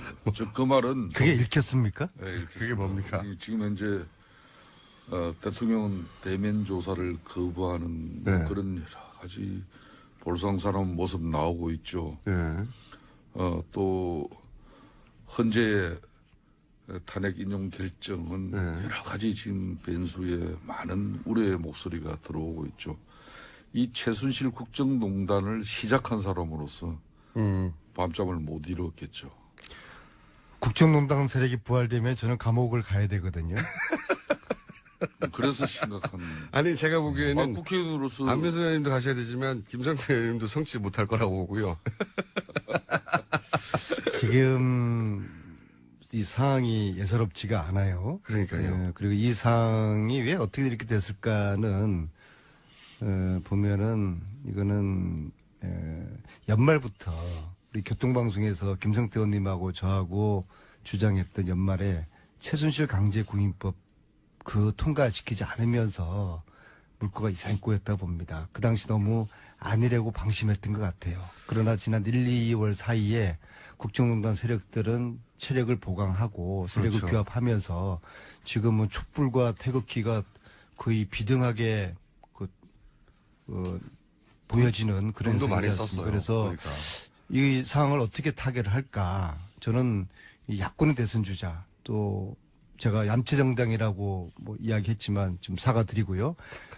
바른정당, 갑자기 바른정당과 손잡고. 바른정당 그 대선 주자들까지 해서 그러니까 말이에요. 양식 있는 대선 주자들이 잠시 이거 선거운동 할 때가 아니에요. 대선 그러니까. 일정을 중단하고 박근혜 구속 그리고 박근혜 그 특검 출석 이것을 요구하는 청와대 앞에서 한 목소리로 바른정당을 포함해서 대선 주자들이 청와대 앞에서 한 목소리로 외치고 국민들의 다시 양식과 상식을 결집시키는데 대선 주자들이 지금 앞장서야 될 그런 시기입니다. 이 골든타임 놓치면은 대선 주자들에게도 미래가 없을 것입니다. 이 지금 특검의 대면 조사가 원래 예정대로라면은 의원님 대면 말고요. 대면 사무총장님. 예. 대면. 오늘 이제 원래 9일 날 새로운 조사 방식인데 대면 조사는. 예, 이 대면 조사 일정이 잡혔었죠. 예. 여기에는 청와대의 지시가 있었다라는 정황을 특검이 포착했다라는 보도입니다. 아, 굉장히 어려운 뉴스네요. 이게 한마디로 표현하면 뭐냐면, 이재용 부회장이 그룹을 지배할 수 있도록 도와주라는 거예요. 그렇죠. 예. 한마디로. 이게 이제, 공정위하고 금융위였던가요? 금융위를 예, 예. 압수수색을 지난주 금요일에 성동격서라고 했었죠. 예. 예. 청와대 압수수색만 다들 신경 쓰고 있는데 갑자기 공정위하고 금융위 압수수색 했잖아요. 그거 관련해서 나온 이제 보도인 것 같은데, 이 뉴스의 핵심은 뭐냐면 이제 복잡하게 막 여러 숫자도 나오고 막 순환 숫자 막 나오는데 한마디로 말해서 이재용 부회장이 그룹을 확실히 지배할 수 있도록 공정위가 거꾸로 도와줬다는 거예요. 네, 그 배경에는 청와대가 있다라는 의혹이고요. 네. 공정위는 원래 순환 출자를 못하게 하도록 막아야 되는 곳이거든요. 근데 순환 출자를 통한 지배력을 더 강화하도록 공정위가 막은 게 아니라 도와줬다는 겁니다. 근데 그거를 이 청와대 안종범 전 수석 종범실록에서 나왔다는 거죠. 이게. 네, 그러니까 청와대가 이재용 부회장 지배력 강화를 도와줬다는 건데 이 관련해서 저는 또 하나의 500원짜리 배팅할 거리가 또 나왔어요. 2,500원인가요? 네, 2,500원으로 상승하는데 계속 올라가네요. 이게 굉장히 주시 뉴스입니다. 이게 아직 언론 보도가 왜 안 나오는지 모르겠는데 공정위 금융위 압수수색을 했잖아요. 아무도 네네. 예상치 못하게. 공정위 금융위라는 게 이제 산업계 금융위가 잘 돌아가고 있나 이거 감시하는 데잖아요. 여기를 갑자기 덮쳤어요. 당연히 저는 삼성 재청구를 타겟으로 한다고 봅니다. 영장 재청구하기 위해서 이제 소위 이제 최순실 박근혜 게이트가 삼성을 어떻게 도와줬는가 이걸 찾으려고 했다고 보는데 그럼 뭘 잡으려 했냐? 저 이 대목에서 500원을 겁니다. 2,500원으로 상승하고 자신감 상승하고 있어요. 계속 1,500원 먹었고요. 제가 거의. 삼성은 한마디로 말하면은 아빠가 아들한테 세금 안 내고 회사 물려주려고 하다가 이 사단이 난 거라고 제가 말씀드렸잖아요. 네네. 세금 냈으면 이런 일이 안 벌었어요. 이게 복잡해 보이지만 간단해요. 아빠가 재산 물려주려고 하는데 세금 안 내고 싶은 겁니다. 그래서 이런 일이 벌어진 거거든요. 근데 이제 아직 다 끝난 일이 아니에요. 삼성 입장에서 아주 큰 장벽이 하나 남아있는데 그게 뭐냐면 금산분리입니다. 금산분리는 노무현 대통령 시절에 그렇게 무너뜨리려고 했던 삼성이. 그리고 그러나 삼성이 대부분을 무너뜨렸는데 못 무너뜨리는 게 이거예요. 금산분리. 뭐냐면 산업, 그러니까 금융과 산업을 분리하라는 거거든요. 네. 한 지주회사 밑에 두지 말라. 왜냐하면 산업회사에서 공장 돌리다가 돈이 필요해요. 그러면 은행에서 빌리잖아요. 그런데 그 그룹 내에 은행이 있어요. 그럼 자기들 마음대로 뺐을 거 아닙니까? 근데 자기 돈이 아니잖아요. 그거는 고객의 돈이잖아요. 이게 말이 되는 법이란 말이죠. 이게 절대로 무너지면 안 되는. 네, 공정한 시장 거래를 해친다. 그렇죠. 자기들이 자기 그룹 내에 은행이 있으면 은행에서 돈을 쑥 빼가지고 자기들 돈이 아닌데 공장을 돌린단 말이죠. 작은 곳처럼 쓸 수 네. 있고. 예. 그래서 이제 분리해라 이건데 근데 이게 삼성한테 딱 걸려요. 왜냐하면 삼성생명이 삼성전자 주식을 많이 가지고 있거든요. 그러니까 이 삼성생명을 빼버리면 또 지배력이 떨어져요. 꼭 이거를 해결해야 되는데 금산분리라는 법을 무너뜨릴 수가 없는 거예요. 그래서 완전 억지스러운 해법을 그 이명박 정부 시절에 아이디어가 나옵니다. 뭐냐면 중간 금융지주라고 하는 우리는 듣도 보도 못한 하도 말이 안 돼서 이 법안은 통과된 적이 없어요. 그러니까 자세히 알 필요도 없어요. 말이 안 되니까.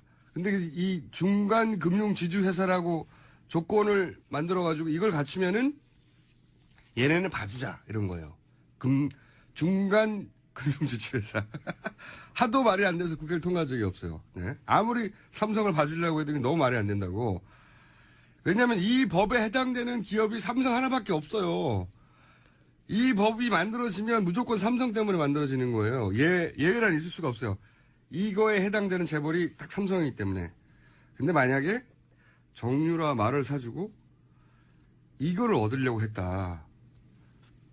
중간 금융지주회사. 이게 만약에 이 금융이나 공정위에 뭔가 문서나 청와대 지시사항으로 나왔다. 이거는 바로 걸리는 겁니다.